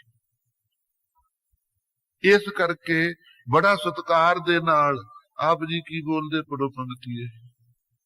ਬੋਲੇ ਬਾਣੀ ਨਾਨਕ ਵਿਚਾਰਾ। ਸੋ ਗੁਰੂ ਅੰਗਦ ਦੇਵ ਸਾਹਿਬ ਜੀ ਨੂੰ ਕਹਿੰਦੇ ਨੇ, हे ਲਹਿਣਾ ਜੀ, ਉਸ ਵੇਲੇ ਸਾਨੂੰ ਸਿੱਧ ਬੋਲੇ ਕਿ हे ਨਾਨਕ, ਇਹ ਬਾਣੀ ਵਿਚਾਰ ਕੇ ਦੱਸ ਜਿਹੜੀ ਅਸੀਂ ਬਾਣੀ ਬੋਲੀ ਹੈ। ਇੰਨੇ ਅਸੀਂ ਪ੍ਰਸ਼ਨ ਕੀਤੇ ਨੇ, ਦੇ ਉੱਤਰ। ਪ੍ਰਸ਼ਨ ਤਾਂ ਇੱਕ ਕੋਈ ਕਰ ਦੇਵੇ, ਸਿਰ ਦੇ ਉੱਤੇ 100 ਘੜਾ ਪਾਣੀ ਦਾ ਪੈ ਜਾਂਦਾ, ਮੈਂ ਕਿਵੇਂ ਹੁਣ ਸੋਚਾਂ। ਇੰਨੇ ਪ੍ਰਸ਼ਨਾਂ ਦਾ ਉੱਤਰ ਸਤਿਸੰਗ ਜੀ ਗੁਰੂ ਨਾਨਕ ਦੇਵ ਜੀ ਤੋਂ ਬਿਨਾਂ ਕੌਣ ਦੇਵੇ ਇਹਨਾਂ ਸਿੱਧਾਂ ਲੋਕਾਂ ਨੂੰ। ਐਡੀ ਵੱਡੀ ਵਿਸ਼ਾਲ ਸਤਿਸੰਗ ਜੀ ਗੁਰੂ ਨਾਨਕ ਦੇਵ ਜੀ ਦੀ ਬਿਰਤੀ ਹੈ। ਜੇ ਗੁਰਬਾਣੀ ਨੂੰ ਨਹੀਂ ਵਿਚਾਰਾਂਗੇ, ਆਪਣੀ ਸ਼ਰਧਾ ਕਿਵੇਂ ਗੁਰੂ ਨਾਨਕ ਦੇਵ ਜੀ ਤੇ ਸਤਿਸੰਗ ਜੀ ਪ੍ਰਗਟ ਹੋਵੇ। ਸੋ ਆਪ ਜੀ ਉੱਤਰ ਦਿੰਦੇ ਹਨ, ਸ਼ਬਦ ਭਾਗਤ ਸਸ ਜੋਤ ਅਪਾਰਾ। ਇਹਨਾਂ ਨੇ ਕਿਹਾ ਸੀ ਕਵਨ ਮੁਖ ਚੰਦ ਹਿਵੈ ਘਰ ਛਾਇਆ। ਮਹਾਰਾਜ ਕਹਿੰਦੇ ਸ਼ਬਦ ਭਾਖਤ ਸਿੱਧੋ, ਉਹ ਸ਼ਬਦ ਅਸੀਂ ਇੱਕ ਓੰਕਾਰ ਸਤਨਾਮ ਕਰਤਾ ਪੁਰਖ ਨਿਰਭਉ ਨਿਰਵੈਰ ਅਕਾਲ ਮੂਰਤ ਅਜੂਨੀ ਸੈਭੰ ਗੁਰ ਪ੍ਰਸਾਦ ਮਹਾਮੰਤਰ ਹੈ। ਵਾਹਿਗੁਰੂ ਗੁਰਮੰਤਰ ਹੈ। ਇਹ ਸੱਚਖੰਡੋਂ ਲੈ ਕੇ ਆਏ ਆ। ਇਹ ਸ਼ਬਦ ਭਾਖਤ ਸਾਡੇ ਗੁਰਸਿੱਖ ਕਹਿੰਦੇ ਨੇ, ਤੁਸੀਂ ਵੀ ਇਹਨਾਂ ਨੂੰ ਭਾਖੋਗੇ ਤਾਂ ਫਿਰ ਸਸ ਜੋਤ ਅਪਾਰਾ। ਉਹ ਅਪਾਰ ਹੀ ਸਸ ਚੰਦਰਮਾ, ਸਤੋ ਗੁਣ ਰੂਪੀ ਚੰਦਰਮਾ ਦੀ ਜਿਹੜੀ ਜੋਤ ਹੈ, ਉਹ ਹਿਰਦੇ 'ਚ ਪ੍ਰਕਾਸ਼ ਆਉਂਦੀ ਹੈ। ਆਪਾਂ ਵੀ ਇਸੇ ਕਰਕੇ ਸ਼ਬਦ ਨੂੰ ਪੁਨः ਪੁਨः ਅਭਿਆਸ ਕਰਦੇ ਆ। ਪੰਜ ਪਿਆਰੇ ਕਹਿੰਦੇ ਭਾਈ ਗੁਰੂ ਮੰਤਰ ਦਾ, ਮੂਲ ਮੰਤਰ ਦਾ ਅਭਿਆਸ ਕਰਿਓ, ਬਾਣੀ ਦਾ ਨਿਤਨੇਮ ਕਰਿਓ। ਕਿਉਂ? ਸਾਡੇ ਅੰਦਰ ਸਤੋ ਗੁਣ ਪ੍ਰਗਟ ਹੋਵੇ। ਸਤੋ ਗੁਣ ਤੋਂ ਬਾਅਦ ਸਤਿਸੰਗ ਗਿਆਨ ਦੀ ਪ੍ਰਾਪਤੀ ਹੋਣੀ ਹੈ। ਸੋ ਆਪ ਜੀ ਕਹਿੰਦੇ ਨੇ ਸ਼ਬਦ ਭਾਗਤ ਸਸ ਜੋਤ ਅਪਾਰਾ। ਇਹ ਸਿੱਧੋ, ਜੇ ਤੁਸੀਂ ਸ਼ਬਦ ਦਾ ਅਭਿਆਸ ਕਰੋਗੇ ਨਾ, ਤੁਸੀਂ ਤਾਂ ਅਭਿਆਸ ਕਰਦੇ ਹੋ ਪੁਰਾਣਾ ਜਾਮ ਦਾ, ਓਮ ਓਮ ਕਰਕੇ ਸੁਣੋ, 10ਵੇਂ ਦੁਆਰ ਚੜਾਉਨੇ ਹੋ, ਉੱਥੇ ਸਵਾਸ ਚ ਅਟਕਾ ਲੈਨੇ ਹੋ, ਫਿਰ ਕਹਿੰਦੇ ਹੋ ਕਾਲ ਤੋਂ ਬਚ ਰਹੇ ਆ। ਕਿੰਨਾ ਕੁ ਚਿਰ ਖੁੱਡ ਚ ਬੜੇ ਰਹੋਗੇ 10ਵੇਂ ਦੁਆਰ ਦੀ ਚ? ਸਰੀਰ ਨੇ ਤੁਹਾਡੇ ਨੇ ਪੁਰਾਣਾ ਹੋ ਜਾਣਾ। ਲੇਕਿਨ ਗੁਰਮਤਿ ਸਿਧਾਂਤ ਇਹ ਨਹੀਂ ਹੈ। ਮਹਾਰਾਜ ਕਹਿੰਦੇ ਸ਼ਬਦ ਭਾਗਤ ਸਸ ਜੋਤ ਅਪਾਰ। ਜਿਸ ਵੇਲੇ ਸ਼ਬਦ ਦਾ ਗੁਰਸਿੱਖ ਅਭਿਆਸ ਕਰਦੇ ਹਨ, ਉਸ ਵੇਲੇ ਅਪਾਰ ਸਤੋ ਗੁਣ ਚੰਦਰਮਾ ਦੀ ਜੋਤ ਪ੍ਰਗਟ ਹੁੰਦੀ ਹੈ। ਸਸ ਘਰ ਸੂਰ ਵਸਾ ਮਿਟਾਏ ਅੰਧਿਆਰਾ। ਫਿਰ ਚੰਦਰਮਾ ਦਾ ਘਰ ਸਤੋ ਗੁਣ ਹੈ, ਜਿਹੜਾ ਸਤਿਸੰਗ ਜੀ ਚੰਦਰਮਾ ਸਤੋ ਗੁਣ ਦਾ ਘਰ ਕਿਹੜਾ ਹੈ? ਗੁਰਸਿੱਖ ਦਾ ਹਿਰਦਾ। ਉੱਥੇ ਸਤਿਸੰਗ ਜੀ ਕੀ ਪ੍ਰਗਟ ਹੋਵੇਗਾ? ਉੱਥੇ ਫਿਰ ਗਿਆਨ ਦਾ ਸੂਰਜ ਚੜ੍ਹੇਗਾ। ਸਸ ਕਰ ਸੂਰ ਬਸੈ। ਜਦੋਂ ਸੂਰਜ ਦੀ ਨਿਆਈ ਗਿਆਨ ਬਸ ਗਿਆ, ਅੰਤਰ ਬਾਹਰ ਏਕੋ ਜਾਨੋ ਇਹ ਗੁਰ ਗਿਆਨ ਬਤਾਈ। ਇਹ ਮਹਾਰਾਜ ਜੀ ਨੇ ਪਰੋਕਸ਼ ਗਿਆਨ ਬਤਾਇਆ ਹੈ। ਜਦੋਂ ਐਸਾ ਗਿਆਨ ਦਾ ਸੂਰਜ ਚੜ੍ਹੇਗਾ ਸਤ ਸੰਗਤ ਜੀ, ਉਸ ਵੇਲੇ ਲਾਭ ਕੀ ਹੋਵੇਗਾ? ਮਿਟੇ ਅੰਧਿਆਰਾ, ਅਗਿਆਨ ਦਾ ਹਨੇਰਾ ਮਿਟ ਜਾਵੇਗਾ। ਜਿਸ ਅਗਿਆਨ ਦੀ ਲਪੇਟ ਚ ਆ ਕੇ ਸਤ ਸੰਗਤ ਜੀ ਅਤਿਅੰਤ ਸਾਰੀ ਸੇਠੀ ਦੁਖੀ ਹੋ ਰਹੀ ਹੈ। ਸੁਖ ਦੁਖ ਸਮ ਕਰ ਨਾਮ ਆਧਾਰਾ। ਫਿਰ ਇਹਨਾਂ ਨੇ ਸਤਿਸੰਗ ਜੀ ਕਿਹਾ ਹੈ ਕਿ ਆਪ ਜੀ ਦੱਸੋ ਜੀ, ਇਹ ਕਾਲ ਜਿਉਂਦਾ ਰਹਿੰਦਾ ਸਾਨੂੰ, ਇਹ ਤੋਂ ਰਹਿਤ ਕਿਵੇਂ ਹੋਈਏ? ਕਹਿੰਦੇ ਸੁਖ ਦੁਖ ਸਮ ਕਰ ਨਾਮ ਆਧਾਰਾ। ਸੁਖ ਦੁਖ ਨੂੰ ਸਮਾਨ ਬਿਰਤੀ ਕਰਕੇ ਧਾਰਨ ਕਰੋ। ਜੇ ਪਦਾਰਥਕ ਸੁਖ ਮਿਲ ਜਾਣ ਨਾ, ਕਦੇ ਬੋਤਲਾਂ ਦੇ ਡੱਟ ਨਹੀਂ ਪੱਟਣੇ ਵੀ ਉਹ ਖੋਸ ਆ ਰੱਬ ਜੱਗ ਮਿੱਠਾ ਅਗਲਾ ਕਿਨ ਡਿੱਠਾ, ਅਸੀਂ ਕਮਾਉਣੇ ਖਾਣੇ, ਕੌਣ ਆ ਸਾਨੂੰ ਦੇਣ ਵਾਲਾ? ਰੱਬ ਦੀ ਕਿੱਥੇ ਲੱਤ ਅੜਦੀ ਹੈ ਇੱਥੇ। ਐ ਨਹੀਂ ਕਰਨਾ। ਜੇ ਦੁੱਖ ਆ ਬਣੇ ਤਾਂ ਫਿਰ ਪੱਗ ਲਾ ਕੇ ਕੇਸ ਨਹੀਂ ਪੱਟਣੇ ਵੀ ਉਹ ਮੇਰੇ ਵਰਗਾ ਦੁਖੀ ਕੋਈ ਨਹੀਂ, ਰੱਬ ਨੂੰ ਗਾਲਾਂ ਨਹੀਂ ਕੱਢਣੀਆਂ। ਸੁੱਖ ਦੁੱਖ ਨੂੰ ਸਮਾਨ ਸਹਾਰ ਕੇ ਨਾਮ ਦੇ ਆਸਰੇ ਰਹੇ ਗੁਰਸਿੱਖ। ਫਿਰ ਸਤ ਸੰਗਤ ਜੀ ਕੀ ਮਜਾਲ ਹੈ? ਕਾਲ ਦਾ ਆਪਾਂ ਨੂੰ ਭੈ ਹੋਵੇਗਾ ਔਰ ਕਾਲ ਨੇੜੇ ਨਹੀਂ ਆ ਸਕੇਗਾ। ਆਪੇ ਪਾਰ ਉਤਾਰਨ ਹਾਰਾ। ਕਹਿੰਦੇ ਸੀ ਉਹ ਬੁੱਧੀ ਕਿਹੜੀ ਹੈ ਜਿਸ ਕਰਕੇ ਇੱਜ਼ਤ ਰਹੇ, ਮਹਾਰਾਜ ਕਹਿੰਦੇ ਉਹ ਬੁੱਧੀ ਹੈ ਜਿਹੜੀ ਬੁੱਧੀ ਵਿੱਚ ਇਹ ਨੇਚਾ ਧਾਰਿਆ ਹੋਇਆ ਬੁੱਧੀ ਨੇ ਬਈ ਵਾਹਿਗੁਰੂ ਆਪ ਹੀ ਪਾਰ ਉਤਾਰਾ ਕਰਨ ਵਾਲਾ ਹੈ। ਕਮਾਈ ਕਰਕੇ ਵੀ ਗੁਰਸਿੱਖ ਫੇਰ ਵੀ ਕਹਿੰਦਾ ਮਹਾਰਾਜ ਕਿਰਪਾ ਦ੍ਰਿਸ਼ਟੀ ਕਰਨੀ, ਮੈਂ ਨਹੀਂ ਕੁਛ ਹੋ ਨਹੀਂ ਕੁਛ ਆਹੇ ਨ ਮੋਰਾ, ਔਸਰ ਲੱਜਾ ਰੱਖ ਲਿਓ ਸਦਨਾ ਜਨ ਤੋਰਾ। ਬੜੀਆਂ ਹਾਕਾਂ ਮਾਰੀਆਂ ਸਦਨੇ ਨੇ, ਸੱਸ ਦੀ ਨਿਉ ਚ ਖੜੇ ਨੇ ਬਈ ਇਹ ਤੁਰਕ ਲੋਕ ਮੈਨੂੰ ਨਿਉ ਚ ਚਿਣਦੇ ਨੇ ਪ੍ਰਾਗਰਾਜ ਦੇ ਕਿਲੇ ਤੇ, ਮੇਰੀ ਆ ਕੇ ਰੱਖਿਆ ਕਰ, ਪਰ ਰੱਖਿਆ ਨਾ ਹੋਈ। ਜਦੋਂ ਹੰਗਤਾ ਮਮਤਾ ਤਿਆਗ ਦਿੱਤੀ ਦੇਰ ਨਹੀਂ ਲੱਗੀ। ਬਥੇਰਾ ਕਿਹਾ ਪਖੰਡੀਆਂ ਦੀ ਭੇਖੀਆਂ ਦੀ ਮਾਰਾ ਲਾਜ ਰੱਖਦੇ ਆ ਰਿਹਾ, ਕਾਮਾਰਥੀ ਸਵਾਰਥੀ ਬਾਕੀ ਪੈ ਸਵਾਰੀ, ਤਬ ਗੁਣ ਕਹਾ ਜਗਤ ਗੁਰਾ ਜੋ ਕਰਮ ਨਾ ਨਾਸੈ, ਸਿੰਘ ਸਰਮਕਤ ਜਾਈਆ ਜੋ ਜੰਬਕ ਗਰਾਸੈ। ਬੜੀਆਂ ਸਾਧ ਸੰਗੀ ਤਰਕਾਂ ਮਾਰੀਆਂ। ਜਿਸ ਵੇਲੇ ਇਉਂ ਕਹਿ ਦਿੱਤਾ ਨਾ ਮੈਂ ਨਹੀਂ ਕੁਛ ਹੋ ਨਹੀਂ ਕੁਛ ਆਹੇ ਨ ਮੋਰਾ, ਔਸਰ ਲੱਜਾ ਰੱਖ ਲਿਓ ਸਦਨਾ ਜਨ ਤੋਰਾ। ਹੇ ਮਹਾਰਾਜ ਮੈਂ ਤੁਹਾਡੇ ਵੱਲ ਨੂੰ ਸੁਧਾਉਣ ਵਾਲਾ ਤੁਰਨ ਵਾਲਾ ਭਗਤੀ ਦੀ ਲੈਣ ਦੇ ਉੱਤੇ ਨਾਮ ਤਰੀਕ ਸਦਨਾ ਭਗਤ ਹਾਂ, ਮਮਤਾ ਨਹੀਂ ਹੈ ਹਉਮਾ ਨਹੀਂ ਹੈ।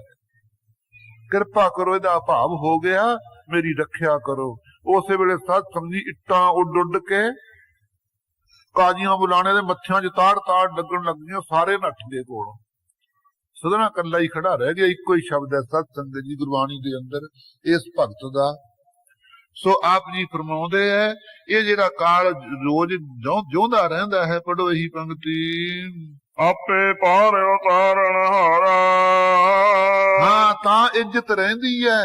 ਨੇਚਾ ਧਾਰੇ ਭਾਣਾ ਮੰਨੇ, ਹੰਗਤਾ ਮਮਤਾ ਦਾ ਤਿਆਗ ਕਰਕੇ ਹੇ ਵਾਹਿਗੁਰੂ ਆਪ ਹੀ ਤੂੰ ਪਾਰ ਉਤਾਰਾ ਕਰਨ ਵਾਲਾ ਹੈ।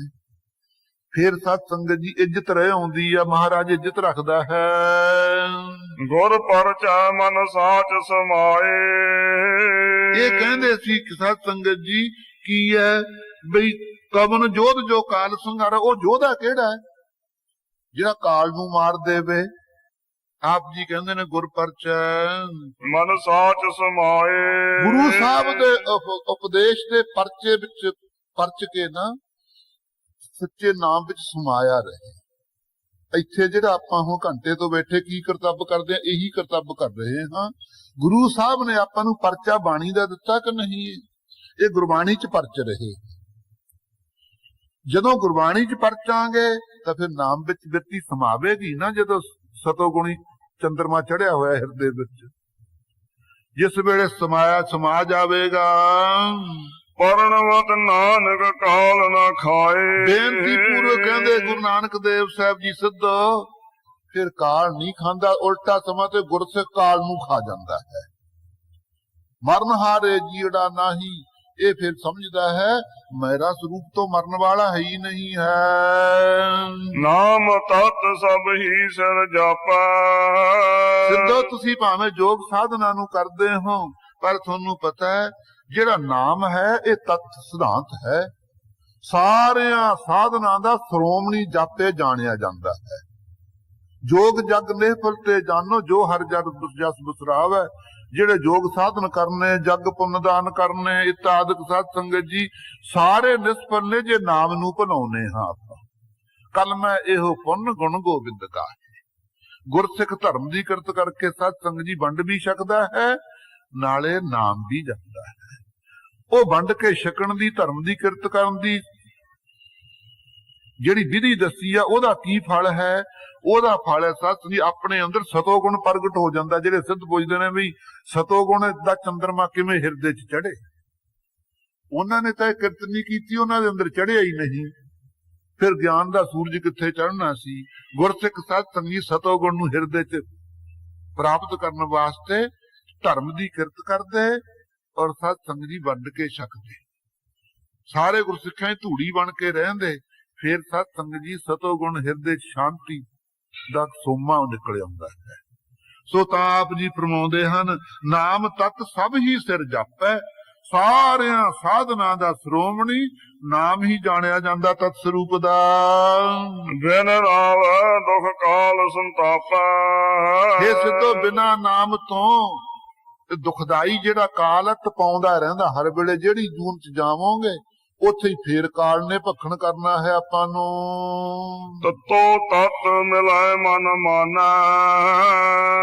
ਮਨ ਮਾਨੈ, ਜੇ ਮਨ ਸਾਧ ਸੰਗਤ ਜੀ ਗੁਰੂ ਕੀ ਸੇਵਾ ਕਰਨ ਚ ਮੰਨ ਜਾਵੇ ਨਾ, ਪਹਿਲੀ ਪੌੜੀ ਹੈ ਇਹ।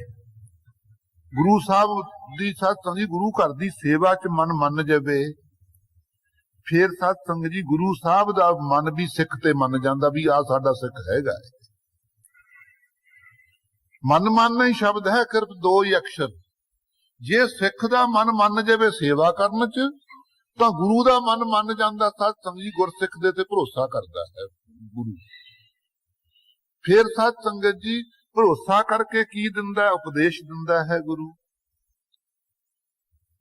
ਜਿਸ ਵੇਲੇ ਉਪਦੇਸ਼ ਦਿੰਦਾ ਹੈ, ਉਸ ਵੇਲੇ ਸਿੱਖ ਦਾ ਮਨ ਸੁਣ ਕਰਕੇ ਫਿਰ ਮੰਨਣ ਲੱਗ ਜਾਂਦਾ ਇਸ ਉਪਦੇਸ਼ ਨੂੰ। ਨਹੀਂ ਤਾਂ ਕਦੇ ਸੁਣ ਤਾਂ ਲਿਆ, ਮੈਂ ਨਹੀਂ ਮੰਨਦਾ ਮੁੰਡਾ ਬਈ, ਚਾਹੇ ਬ੍ਰਹਮਾ ਮੈਨੂੰ ਆ ਕੇ ਸਿੱਖਿਆ ਦੇਵੇ। ਇਹ ਤਮੋ ਗੁਣ ਦਾ ਪ੍ਰਭਾਵ ਹੈ।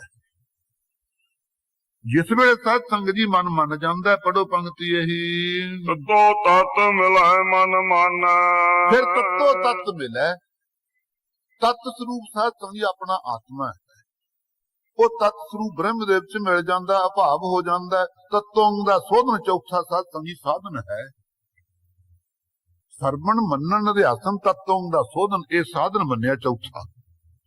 ਏਕਤਾ ਬ੍ਰਹਮ ਦੇ ਵਿੱਚ ਕਰਨੀ ਸੇ, ਉਹਦੇ ਵਿੱਚ ਸਾਧ ਸੰਗਤ ਜੀ ਮਨ ਇਸਤ ਹੋ ਜਾਂਦਾ। ਦੂਜਾ ਜਾਏ ਇਕਤ ਘਰ ਆਨਾ। ਫੇਰ ਸਾਧ ਸੰਗਤ ਜੀ ਦੁਐਤ ਭਾਵ ਚੱਕਿਆ ਜਾਂਦਾ, ਏਕਤਾ ਦੇ ਘਰ ਵਿੱਚ ਸਮਾ ਜਾਂਦਾ। ਅਦਵੈਤ ਸਰੂਪ ਵਿੱਚ ਪਰਮੇਸ਼ਰ ਗੁਰਸਿੱਖ ਬੋਲੇ ਪਵਨਾ ਗਗਨ ਗਰਜਾ। ਆ ਜਿਹੜੀ ਦੁਨੀਆ ਕਹਿੰਦੇ ਮੇਰੇ ਤਾਂ ਜੀ ਰੋਮ ਰੋਮ ਵਿੱਚੋਂ ਭਜਨ ਨਿਕਲਦਾ। ਪਿੱਛੇ ਜੇ ਪੰਜਾਬ ਸਾਧ ਸੰਗਤ ਜੀ ਇੱਕ ਪ੍ਰੇਮੀ ਆ ਗਿਆ, ਜਵਾਨ ਮੁੰਡਾ, ਉਹ ਸ਼ਰਾਬ ਪੀਵੇ। ਮੈਨੂੰ ਕਹਿੰਦਾ ਜੀ ਮੇਰੇ ਤਾਂ ਰੋਮ ਰੋਮ ਚ ਭਗਤੀ ਹੁੰਦੀ ਹੈ। ਹੁਣ ਨਾ ਤਾਂ ਮੈਂ ਕਹਿਣ ਜੋਗਾ ਵੀ ਨਹੀਂ ਹੁੰਦੀ, ਵੀ ਜੇ ਮੈਂ ਕਹਾਂ ਨਹੀਂ ਹੁੰਦੀ ਤਾਂ ਮੇਰੇ ਗਲ ਪਊਗਾ ਵੀ ਤੁਸੀਂ ਬਾਹਲੇ ਭਗਤ ਹੋ, ਮੈਂ ਤਾਂ ਤੁਹਾਡੇ ਨਾਲੋਂ ਘੱਟ ਹਾਂ। ਇਧਰ ਬਾਹਰਲੇ ਮੁਲਕ ਚੱਕਰ ਚੁੱਕਰ ਲਾ ਕੇ ਗਿਆ ਹੋਇਆ ਸੀਗਾ, ਥੋੜੀ ਜੀ ਮਾਇਆ ਦੀ ਚੰਗੀ ਸੀ ਸਾਧ ਸੰਗਤ ਜੀ, ਛੱਲ ਵੱਜੀ ਹੋਈ। ਕਹਿੰਦਾ ਮੇਰੇ ਤਾਂ ਜੀ ਰੋਮ ਰੋਮ ਵਿੱਚ ਹੁੰਦਾ ਹੈ। ਹੁਣ ਜੇ ਤਾਂ ਕਹਿੰਦੇ ਆ ਹੁੰਦਾ ਹੈ, ਫਿਰ ਤਾਂ ਆਪਾਂ ਵੀ ਝੂਠੇ। ਜੇ ਕਹਿੰਦੇ ਨਹੀਂ ਹੁੰਦਾ ਤਾਂ ਉਹ ਗਲ ਪੈਂਦਾ ਹੈ। ਉਸ ਵੇਲੇ ਸਾਧ ਸੰਗਤ ਜੀ ਮੈਂ ਹੋਰ ਤਾਂ ਕੁਝ ਸੁਝਿਆ ਨਾ, ਮੈਂ ਉਹਦੀ ਬਾਂਹ ਫੜ ਕੇ ਕੰਨ ਨੂੰ ਲਾਰੀ। ਮੈਂ ਕਿਹਾ ਵੀ ਮੈਨੂੰ ਤਾਂ ਸੁਣਦਾ ਨਹੀਂ, ਖਮਨੀ ਤਾਂ ਮੇਰੇ ਕੰਨਾਂ ਦੀ ਸ਼ਕਤੀ ਨਹੀਂ ਹੈ, ਮੈਨੂੰ ਤਾਂ ਸੁਣਦਾ ਨਹੀਂ। ਕਹਿੰਦਾ ਜੀ ਹੁਣ ਇਦੋਂ ਮੈਨੂੰ ਪੁੱਛੇ ਵੀ ਇਦੋਂ ਅੱਗੇ ਅਵਸਥਾ ਕਿਹੜੀ ਹੈ? ਪੁੱਛਦਾ ਅਗਲੀ ਅਵਸਥਾ ਹੈ ਰੋਮ ਰੋਮ ਚ। ਕਹਿੰਦਾ ਮੇਰੇ ਭਜਨ ਹੋਣ ਲੱਗ ਗਿਆ। ਇਹੋ ਜਿਹੇ ਲੋਕ ਵੀ ਸਾਧ ਸੰਗਤ ਜੀ ਸੰਸਾਰ ਚ ਹੈ। ਉਸ ਵੇਲੇ ਮੈਂ ਕਿਹਾ ਬਈ ਇਉਂ ਦੱਸ, ਹੁਣ ਤੂੰ ਕੰਨ ਨੂੰ ਲਾ ਕੇ ਦੇਖ ਤਾਂ ਤੈਨੂੰ ਸੁਣਦਾ? ਕਹਿੰਦਾ ਨਹੀਂ ਜੀ। ਜੇ ਤਾਂ ਕਹਿੰਦਾ ਸੁਣਦਾ ਫਿਰ ਤਾਂ ਮੈਂ ਕੁਝ ਵੀ ਨਹੀਂ ਸੀ ਕਹਿ ਸਕਣਾ। ਮੈਂ ਕਹਿਣਾ ਵੀ ਹੁਣ ਤੈਨੂੰ ਸੁਣਦਾ, ਮੈਨੂੰ ਤਾਂ ਸੁਣਦਾ ਨਹੀਂ। ਮੈਂ ਕਿਹਾ ਫਿਰ ਤੈਨੂੰ ਨਹੀਂ ਸੁਣਦਾ, ਫਿਰ ਤੈਨੂੰ ਕਿਵੇਂ ਪਤਾ ਵੀ ਰੋਮ ਰੋਮ ਚ ਭਜਨ ਹੁੰਦਾ? ਇਸ ਕਰਕੇ ਸਾਧ ਸੰਗਤ ਜੀ ਬਹੁਤ ਤਾਂ ਜੁੱਤੇ ਸਣੇ ਖੁਦਾ ਬਣੇ ਫਿਰਦੇ, ਹੰਕਾਰ ਬਿਨ ਮਾੜਾ ਜਿਹਾ ਭਜਨ ਕਰਨਾ ਹੰਕਾਰੀ ਬਣ ਜਾਂਦੇ ਆ, ਲੇਕਿਨ ਉਹਨਾਂ ਨੂੰ ਲੱਭਦਾ ਕੁਝ ਨਹੀਂ। ਸਾਧ ਸੰਗਤ ਜੀ ਕੀ ਖੱਟਿਆ ਫਿਰ? ਸੋ ਆਪ ਜੀ ਇੱਥੇ ਫਰਮਾਉਂਦੇ ਆ, ਦੇਖ ਲਓ ਇੰਨੀ ਅਵਸਥਾ ਪਾ ਕੇ ਫਿਰ ਬੋਲੇ ਪਵਨਾ, ਫਿਰ ਪਾਉਣ ਦੀ ਨਿਆਈ ਸਾਧ ਸੰਗਤ ਜੀ ਸ਼ਬਦ ਬੋਲਦਾ ਹੈ। ਗੁਰਮੁਖ ਰੋਮ ਰੋਮ ਹਰ ਧਿਆਵਾ। ਇਹ ਅਵਸਥਾ ਇੰਨੇ ਸਾਧਨ ਕਰਕੇ ਆਉਂਦੀ ਹੈ। ਉਹ ਉੱਥੇ ਪਹਿਲਾਂ ਹੀ ਭਾਲਦਾ ਸਾਧ ਸੰਗਤ ਜੀ, ਕਹਿੰਦਾ ਮੇਰੇ ਰੋਮ ਰੋਮ ਵਿੱਚ ਆਉਂਦਾ ਹੈ। ਇਸੇ ਤਾਂ ਬੋਲੇ ਪਵਨ, ਜਿਸ ਵੇਲੇ ਸਵਾਸ ਰੋਮ ਰੋਮ ਵਿੱਚੋਂ ਸਾਧ ਸੰਗਤ ਜੀ ਵਾਹਿਗੁਰੂ ਦਾ ਸਿਮਰਨ ਨਿਕਲਦਾ, ਫਿਰ ਗਗਨ ਗਰਜੈ। ਗਗਨ ਗਰਜੈ ਚਿਦਾਕਾਸ਼ ਬ੍ਰਹਮ ਸਾਧ ਸੰਗਤ ਜੀ ਗਰਜੇ ਆਉਂਦਾ ਹੈ। ਭਾਵ ਪ੍ਰਗਟ ਹੋ ਜਾਂਦਾ ਪਰਮੇਸ਼ਰ ਚੇਤਨ, ਸਾਰੇ ਵਾਹਿਗੁਰੂ ਦਾ ਹੀ ਪ੍ਰਕਾਸ਼ ਹੈ। ਨਾਨਕ ਨਿਹਚਲ ਮਿਲਣ ਸਹਿਜਾ।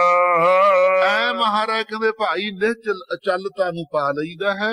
ਸਹਿਜੇ ਹੀ ਸਾਧ ਸੰਗਤ ਜੀ ਉੱਥੇ ਭੇਦ ਹੋ ਜਾਂਦਾ ਹੈ ਗੁਰਸਿੱਖ। ਅੰਤਰ ਸਨ ਬਾਹਰ ਸਨ ਤ੍ਰੈ ਭਵਨ ਸਨ ਮਸਨੰ। ਅੰਤਰ ਸੁਨੰ ਬਾਹਰ ਸੁਨੰ ਤ੍ਰਿਭੁਵਨ ਸੁਨਮ ਸੁਨੰ। ਇਹ ਸਾਧ ਸੰਗਤ ਜੀ ਬੜਾ ਐਨ ਵਿਚਾਰ ਵਾਲੀ ਪੰਕਤੀਆਂ ਨੇ। आपने मन नूं कागर करके सुननियां। ये सत्संग जी अमृत दियां घुट्टां गुरसिखो, इत्थे कोई साखियां नहीं हन, इधरले उधरले चुटकुले नहीं हन। ये सतगुरु नानक देव जी दी अमृत बाणी है भाई। जिन्नी आपां प्यार नाल विचार नाल विराग दे नाल निमरता नाल विचारांगे, उन्ना ही गुरसिखो अपने हिरदे च बोध प्राप्त होवेगा। ये सिद्ध ने कहा सुनना खाली जगह दा हुंदा, सुनना सत्संग जी उफुर अवस्था दा भी हुंदा, जो फुरना नहीं फुरदा। जे पाले ना अंग सुन होवे, वो हिलिया नहीं ना जांदा जिवें उस अंग तो। इस करके सुनन दे अर्थ सून बिंदी दा भी हुंदा है, सूनना माया दा भी है। इस करके सत्संग सिद्ध ने कहा जी सुनता खाली नूं कहंदे ने, फिर परमेश्वर खाली होई है। तुसीं दस दिता कि परमेश्वर इन्हां इंद्रां दा विशा तां है नहीं, अखां नाल देखिया नहीं जांदा, ਕੰਨਾਂ ਨਾਲ ਉਹਦੀ ਆਵਾਜ਼ ਨਹੀਂ ਸੁਣਦੀ, ਨਾਸ ਦੇ ਨਾਲ ਸੁੰਘਿਆ ਨਹੀਂ ਜਾਂਦਾ ਵੀ ਉਹਦੇ ਚ ਵਾਸ਼ਨਾ ਕਹੀ ਜਿਹੀ ਆਉਂਦੀ ਹੈ, ਜੀਭ ਦੇ ਨਾਲ ਉਹਦਾ ਰਸ ਨਹੀਂ ਚੱਖਿਆ ਜਾਂਦਾ ਵੀ ਉਹਦੇ ਜਿਵੇਂ ਆਪਣੀ ਚਮੜੀ ਚੋਂ ਨੂਣ ਵਰਗਾ ਸਵਾਦ ਹੁੰਦਾ ਜੀ ਜੀਭ ਨਾਲ ਚੱਟੀਏ। ਬਈ ਜਦੋਂ ਇੰਦਰੀਆਂ ਦਾ ਵਿਸ਼ਾ ਨਹੀਂ ਹੈ, ਫਿਰ ਖਾਲੀ ਥਾਂ ਤੇ ਕੀ ਲੱਭਦਾ ਹੋਊਗਾ ਉੱਥੇ? ਕੀ ਤੁਸੀਂ ਕਹਿੰਦੇ ਸੁਣ ਹੈ ਉਹ? ਮਹਾਰਾਜ ਕਹਿੰਦੇ ਮੁਸੁੰਨੰ। मुसुन्नंग का मतलब है वो कल्ला सुन भी नहीं है, वो उफुर है लेकिन भरिया होया भी है। सुननो खाली दा हुंदे है लेकिन वो खाली नहीं, वो भरपूर भी है लेकिन फुरने तो रहत भी है। सुन सिद्धो कहंदे जी फिर किथे है? कहंदे अंतर सुनंग बाहर सुनंग तरपुण सुनम सुनंग।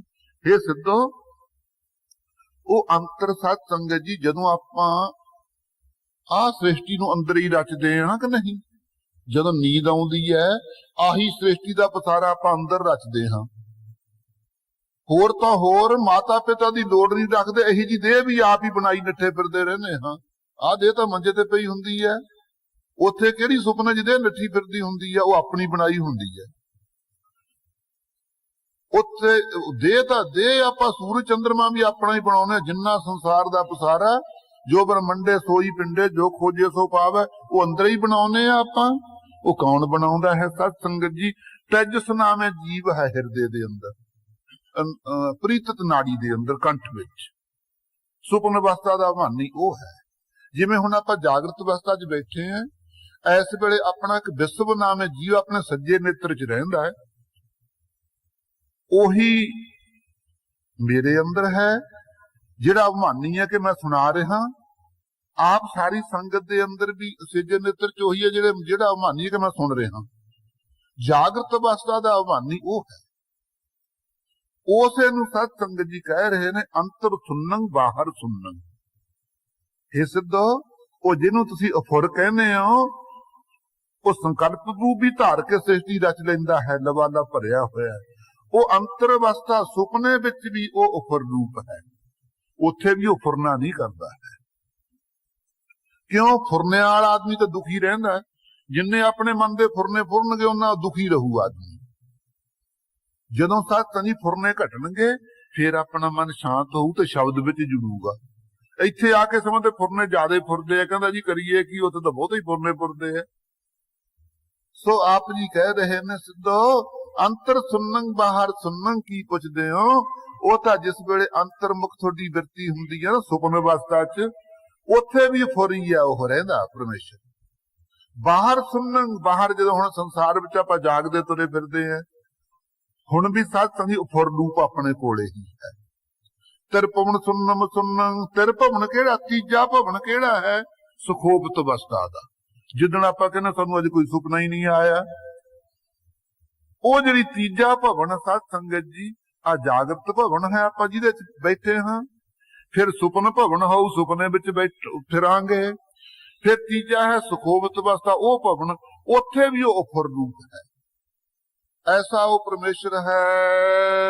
ਚੌਥਾ ਸੁਣਨਾ ਜੋ ਨਰ ਜਾਣਾ ਤਾ ਕੋ ਪਾਪ ਨ ਪੰਮ। ਲੋ ਸਿੱਧੋ ਚੌਥਾ ਸੁਣ ਉਫੁਰ ਕਿੱਥੇ? ਤੁਰੀਆ ਹੈ। ਜਾਗਰਤ ਸੁਪਨ ਸੁਖੋਵਤ ਤੁਰੀਆ, ਆਤਮ ਭੂਪਤ ਕੀ ਇਹ ਪੁਰੀਆ। ਜਾਗਰਤ ਅਵਸਥਾ ਸੁਪਨ ਸੁਖੋਵਤ ਤੁਰੀ ਅਵਸਥਾ, ਜਿੱਥੇ ਬ੍ਰਹਮ ਗਿਆਨੀ ਦੀ ਸਤ ਸੰਗੀ ਅਵਸਥਾ ਪਹੁੰਚਦੀ ਹੈ ਜਾਂ ਗੁਰੂ ਦੀ ਹੈ। ਨਾਨਕ ਨਦਰੀ ਨਦਰ ਨਿਹਾਲ।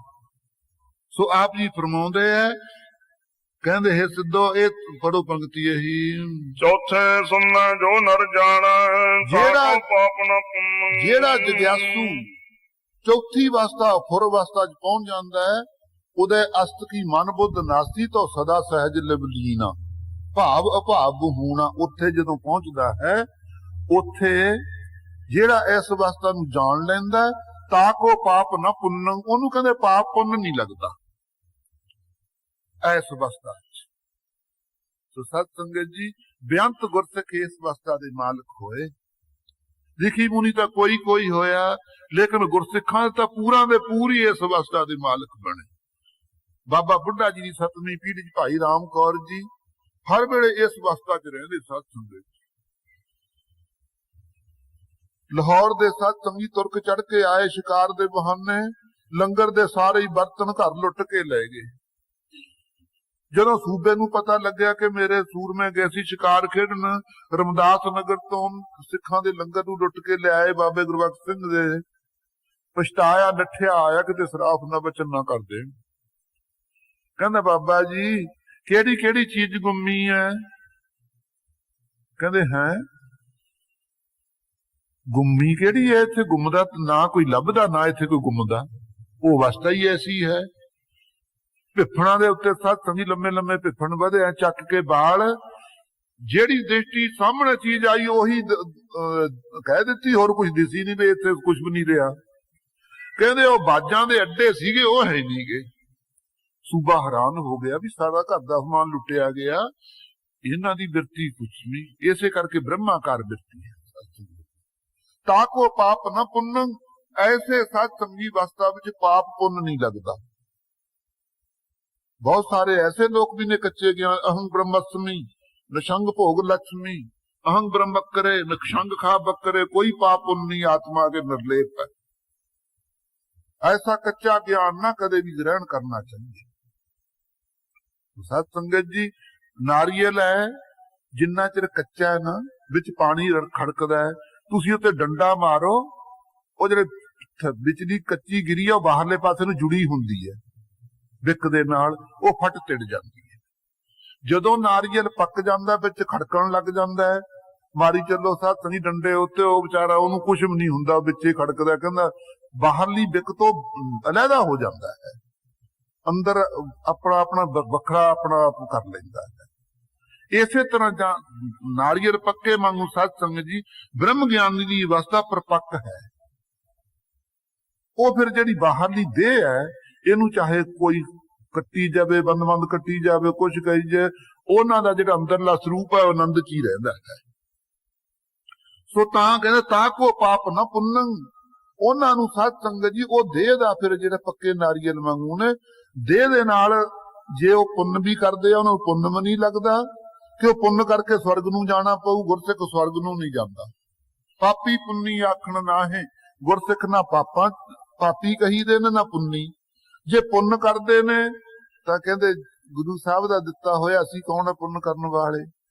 ਪਾਪ ਗੁਰਸਿੱਖ ਕਰਦਾ ਹੀ ਨਹੀਂ ਹੈ। ਜੇ ਪੁੰਨ ਕਰੇਗਾ ਤਾਂ ਸਵਰਗ ਨੂੰ ਜਾਊਗਾ, ਜੇ ਪਾਪ ਕਰੂ ਤਾਂ ਨਰਕ ਨੂੰ ਜਾਊਗਾ। ਗੁਰਸਿੱਖ ਦੋਨਾਂ ਤੋਂ ਹੀ ਨਿਰਲੇਪ ਹੈ। ਫਿਰ ਪੁੰਨ ਕਰਨ ਦਾ ਫਲ ਕੀ ਮਿਲਿਆ ਗੁਰਸਿੱਖ ਨੂੰ, ਜੇ ਸਵਰਗ ਨਹੀਂ ਮਿਲਿਆ? ਆ ਜਿਹੜਾ ਸਤੋਗੁਣ ਕਹਿੰਦੇ ਨੇ ਵੀ ਕਮਨ ਚੰਦ ਮੁਖ ਚੰਦ ਹਿਵੈ ਘਰ ਛਾਇਆ, ਪੁੰਨ ਕਰਨ ਨਾਲ ਗੁਰਸਿੱਖ ਦੇ ਹਿਰਦੇ 'ਚ ਸਤੋਗੁਣ ਆ ਬਸਦਾ। ਜਦੋਂ ਸਤੋਗੁਣ ਆ ਬਸਦਾ, ਫਿਰ ਸ਼ਬਦ ਦਾ ਗਿਆਨ ਛੇਤੀ ਹੋ ਜਾਂਦਾ। ਜਦੋਂ ਗਿਆਨ ਹੋ ਗਿਆ, ਸਤ ਸੰਗੀ ਜੰਮਣ ਮਰਨ ਮਿਟ ਗਿਆ। ਇਹ ਸੁਖੈਨ ਰਸਤਾ ਮਹਾਰਾਜ ਜੀ ਨੇ ਦਰਸਾਇਆ ਹੈ। ਤਾ ਕੋ ਪਾਪ ਨਾ ਪੁੰਨੰ, ਦੋਤ ਉਚਾਪਤ ਲੇਖ ਨਾ ਲਿਖੀਐ, ਪ੍ਰਗਟੀ ਜੋਤ ਮੁਰਾਦ। ਜਿਹਦੇ ਅੰਦਰ ਪਰਮੇਸ਼ਰ ਦੀ ਜੋਤ ਪ੍ਰਗਟ ਹੋਗੀ, ਉਹਦਾ ਲੇਖਾ ਪਾਤਾ ਸਤ ਸੰਗੀ ਕੋਈ ਨਹੀਂ। ਇਸ ਕਰਕੇ ਗੁਰਸਿੱਖ ਨਾਮ ਦੇ ਆਸਰੇ ਇਹ ਪਾਪ ਪੁੰਨ ਤੋਂ ਨਿਰਲੇਪ ਹੈ। ਘਟ ਘਟ ਸੁਨ ਕਾ ਜਾਣ ਭਿਓ, ਉਹ ਗੁਰਸਿੱਖ ਘਟ ਘਟ ਸਤ ਸੰਗਤ ਜੀ ਸਰੀਰਾਂ ਚ ਉਹ ਫੁਰ ਪਰਮੇਸ਼ਰ ਦਾ ਭੇਤ ਜਾਣ ਲੈਂਦਾ ਵੀ ਸਾਰਿਆਂ ਜੀਆਂ ਦੇ ਅੰਦਰ ਅਫੁਰ ਪਰਮੇਸ਼ਰ ਵਸਦਾ ਹੈ। ਆਦਿ ਪੁਰਖ ਨਿਰੰਜਨ ਦਿਓ, ਉਹ ਕੈਸਾ ਹੈ? ਆਦਿ ਪੂਰਨ ਪੁਰਖ ਹੈ। ਨਿਰੰਜਨ ਕਈ ਅੰਜਨ ਕਾਲਕ ਤੋਂ ਸੁਧ ਹੈ, ਮਾਇਆ ਕਾਲਸ ਨਹੀਂ ਉਹਨੂੰ ਲੱਗਦੀ। ਦਿਓ ਪ੍ਰਕਾਸ਼ ਰੂਪ ਹੈ। ਜੋ ਜਨ ਨਾਮ ਨਿਰੰਜਨ ਰਾਤਾ ਜਿਹੜਾ ਗੁਰਸਿੱਖ ਸਾਧ ਸੰਗਤ ਜੀ ਐਸੇ ਮਾਇਆ ਕਾਲ ਤੋਂ ਸੁਧ ਪਰਮੇਸ਼ਰ ਦੇ ਨਾਮ ਵਿੱਚ ਰਤਿਆ ਰਹਿੰਦਾ ਹੈ। ਨਾਨਕ ਸੋਈ ਪੁਰਖ ਵਿਦਾਤਾ ਮਹਾਰਾਜ ਕਹਿੰਦੇ ਸਿੱਧੋ ਸੋਈ ਪੁਰਖ ਵਿਧਾਤਾ, ਕਰਮਾਂ ਅਨੁਸਾਰ ਫਲ ਦਾਤਾ ਜਿਹੜਾ ਪਰਮੇਸ਼ਰ ਹੈ, ਸੋ ਪੁਰਖ ਉਹਦਾ ਰੂਪ ਹੀ ਹੋ ਜਾਂਦਾ ਹੈ ਬ੍ਰਹਮ ਦਾ। ਐਸੀ ਸਤ ਸੰਗਤ ਜੀ ਆਪ ਜੀ ਨੇ ਸਿੱਖਿਆ ਇਹਨਾਂ ਨੂੰ ਦਿੱਤੀ ਹੈ। ਇਸੇ ਤਰ੍ਹਾਂ ਸਤ ਸੰਗਤ ਜੀ ਗੁਰਬਾਣੀ ਚ ਆਉਂਦਾ ਹੈ, ਨਾਨਕ ਤਰਬਰ ਏਕ ਫਲ ਦੋਇ ਪੰਖੇ ਰੂ ਆਹੇ, ਆਪ ਜਾਤ ਨਾ ਦੀਸਈ ਨਾ ਪਰ ਪੰਖੀ ਤਾਹੇ। ਨਾਨਕ ਤਰਬਰ ਇੱਕ ਬਿਰਛ ਹੈ ਕਹਿੰਦੇ, ਦੋ ਪੰਖੇ ਰੂ ਆਹੇ, ਦੋ ਪੰਛੀ ਵਸਦੇ ਨੇ ਉਹਦੇ ਉੱਤੇ। ਇੱਕ ਅਫੁਰ ਹੈ ਆ ਜਿਹਨੂੰ ਸੁਣ ਕਿਹਾ ਹੈ, ਇੱਕ ਸਾਧ ਸੰਗਤ ਜੀ ਜਿਹੜੇ ਆਪਾਂ ਮੰਨੀ ਬੈਠੇ ਮੈਂ ਵੀ ਕੋਈ ਜੀਵ ਹੈਗਾ, ਇਹ ਬਿਰਛ ਸਰੀਰ ਹੈ। ਆਪਾਂ ਮੁਕਰਦੇ ਤਾਂ ਨਹੀਂ ਵੀ ਅਸੀਂ ਸਰੀਰ ਦੇ ਉੱਤੇ ਨਹੀਂ ਰਹਿੰਦੇ, ਸਰੀਰ ਵਿੱਚ ਰਹਿੰਦੇ ਹਾਂ। ਜਿਵੇਂ ਬਿਰਛ ਦੀ ਟਾਹਣੀਆਂ ਤੇ ਪੰਛੀ ਰਹਿੰਦਾ ਹੈ, ਆਪਾਂ ਵੀ ਸਰੀਰ ਵਿੱਚ ਰਹਿੰਦੇ, ਲੇਕਿਨ ਇੱਥੇ ਪਰਮੇਸ਼ਰ ਵੀ ਰਹਿੰਦਾ। ਇਸ ਸਰੀਰ ਵਿੱਚ ਵਾਹਿਗੁਰੂ ਵੀ ਰਹਿੰਦਾ ਤੇ ਆਪਾਂ ਵੀ ਰਹਿੰਦੇ। ਕਦੇ ਆਪਾਂ ਕਿਸੇ ਨੇ ਕਿਹਾ ਵੀ ਮੈਂ ਰੱਬ ਹਾਂ? ਕਿਸੇ ਨੂੰ ਪੁੱਛ ਲਓ ਕਿ ਮੈਂ ਤਾਂ ਵੀ ਜੀਵ ਹਾਂ। ਇਸ ਕਰਕੇ ਨਾਨਕ ਤਰਬਰ ਏਕ ਫਲ ਦੋ ਪੰਖੇ ਰੂ ਆਹੇ, ਤਰਬਰ ਬਿਰਛ ਇੱਕੋ ਹੀ ਹੈ, ਦੋ ਹੀ ਪੰਖੇਰੂ ਨੇ ਤੇ ਦੋ ਹੀ ਸਾਧ ਸੰਗਤ ਜੀ ਫਲ ਨੇ ਇੱਥੇ ਲੱਗਦੇ। ਉਹ ਕਿਹੜੇ? ਪਾਪ ਤੇ ਪੁੰਨ। ਇਸ ਸਰੀਰ ਦੇ ਨਾਲ ਪਾਪ ਵੀ ਕਰੀਦੇ ਤੇ ਪੁੰਨ ਵੀ ਕਰੀਦੇ ਆ, ਦੋ ਫਲ ਲੱਗ ਗਏ ਇਸ ਨੂੰ। ਲੇਕਿਨ ਇੱਕ ਪੰਛੀ ਤਾਂ ਆਉਂਦਾ ਜਾਂਦਾ ਨਹੀਂ ਹੈ, ਨਾ ਦਿਸਦਾ ਵੀ ਨਹੀਂ ਹੈ। ਇੱਕ ਆਉਂਦਾ ਜਾਂਦਾ ਵੀ ਹੈ ਤੇ ਦਿਸਦਾ ਵੀ ਹੈ। ਸਾਧ ਸੰਗਤ ਜੀ ਦੋ ਹੀ ਪੰਛੀ ਨੇ, ਇੱਕ ਬਿਰਛ ਪਰ ਦੋ ਹੈ ਪੱਛੀ, ਇੱਕ ਭੋਗੇ ਇੱਕ ਰਹਿ ਅਨਿੱਛੀ। ਜਿਹੜਾ ਫਲ ਖਾਊਗਾ ਸਾਧ ਸੰਗਤ ਜੀ ਉਹੀ ਦਿਸੂਗਾ ਤੇ ਉਹ ਆਊ ਜਾਊਗਾ ਵੀ ਜੂਨਾ ਚ। ਜਿਹੜਾ ਫਲ ਨਹੀਂ ਖਾਊਗਾ ਉਹ ਨਿਰਲੇਪ ਹੈ। ਭੋਗੰ ਤਾਂ ਰੋਗੰ, ਜੇ ਆਪਾਂ ਪਦਾਰਥ ਭੋਗਦੇ ਹਾਂ ਤਦੇ ਹੀ ਰੋਗ ਪੈਦਾ ਹੁੰਦੇ ਆ। ਸੋ ਆਪ ਜੀ ਫਰਮਾਉਂਦੇ ਆ ਉੱਥੇ ਬਿਹਾਗੜੇ ਦੀ ਰਾਗ ਵਿੱਚ, ਇਹ ਸਤ ਸੰਗਤ ਜੀ ਗੁਰੂ ਅਮਰਦਾਸ ਜੀ ਨੇ ਫਰਮਾਇਆ ਹੈ ਕਿ ਜਿਹੜਾ ਸਤ ਸੰਗਤ ਜੀ ਉਹਨੂੰ ਕਹਿੰਦੇ ਆ ਆਪਾਂ ਬ੍ਰਹਮ, ਜਿਹੜਾ ਅੰਦਰ ਆਪਾਂ ਨੂੰ ਸੱਤਾ ਸਫੁਰਤੀ ਦੇ ਰਿਹਾ ਹੈ। ਅੰਤਸ਼ਕਰਨ ਵਿਸ਼ਿਸ਼ਟ ਚੇਤਨ ਜੀਵ ਕਹੇ ਹੈ, ਅੰਤਸ਼ਕਰਨ ਉਪਹਿਤ ਚੇਤਨ ਉਫੁਰ ਬ੍ਰਹਮ ਦਾ ਦੇ ਲਕਸ਼ਣ।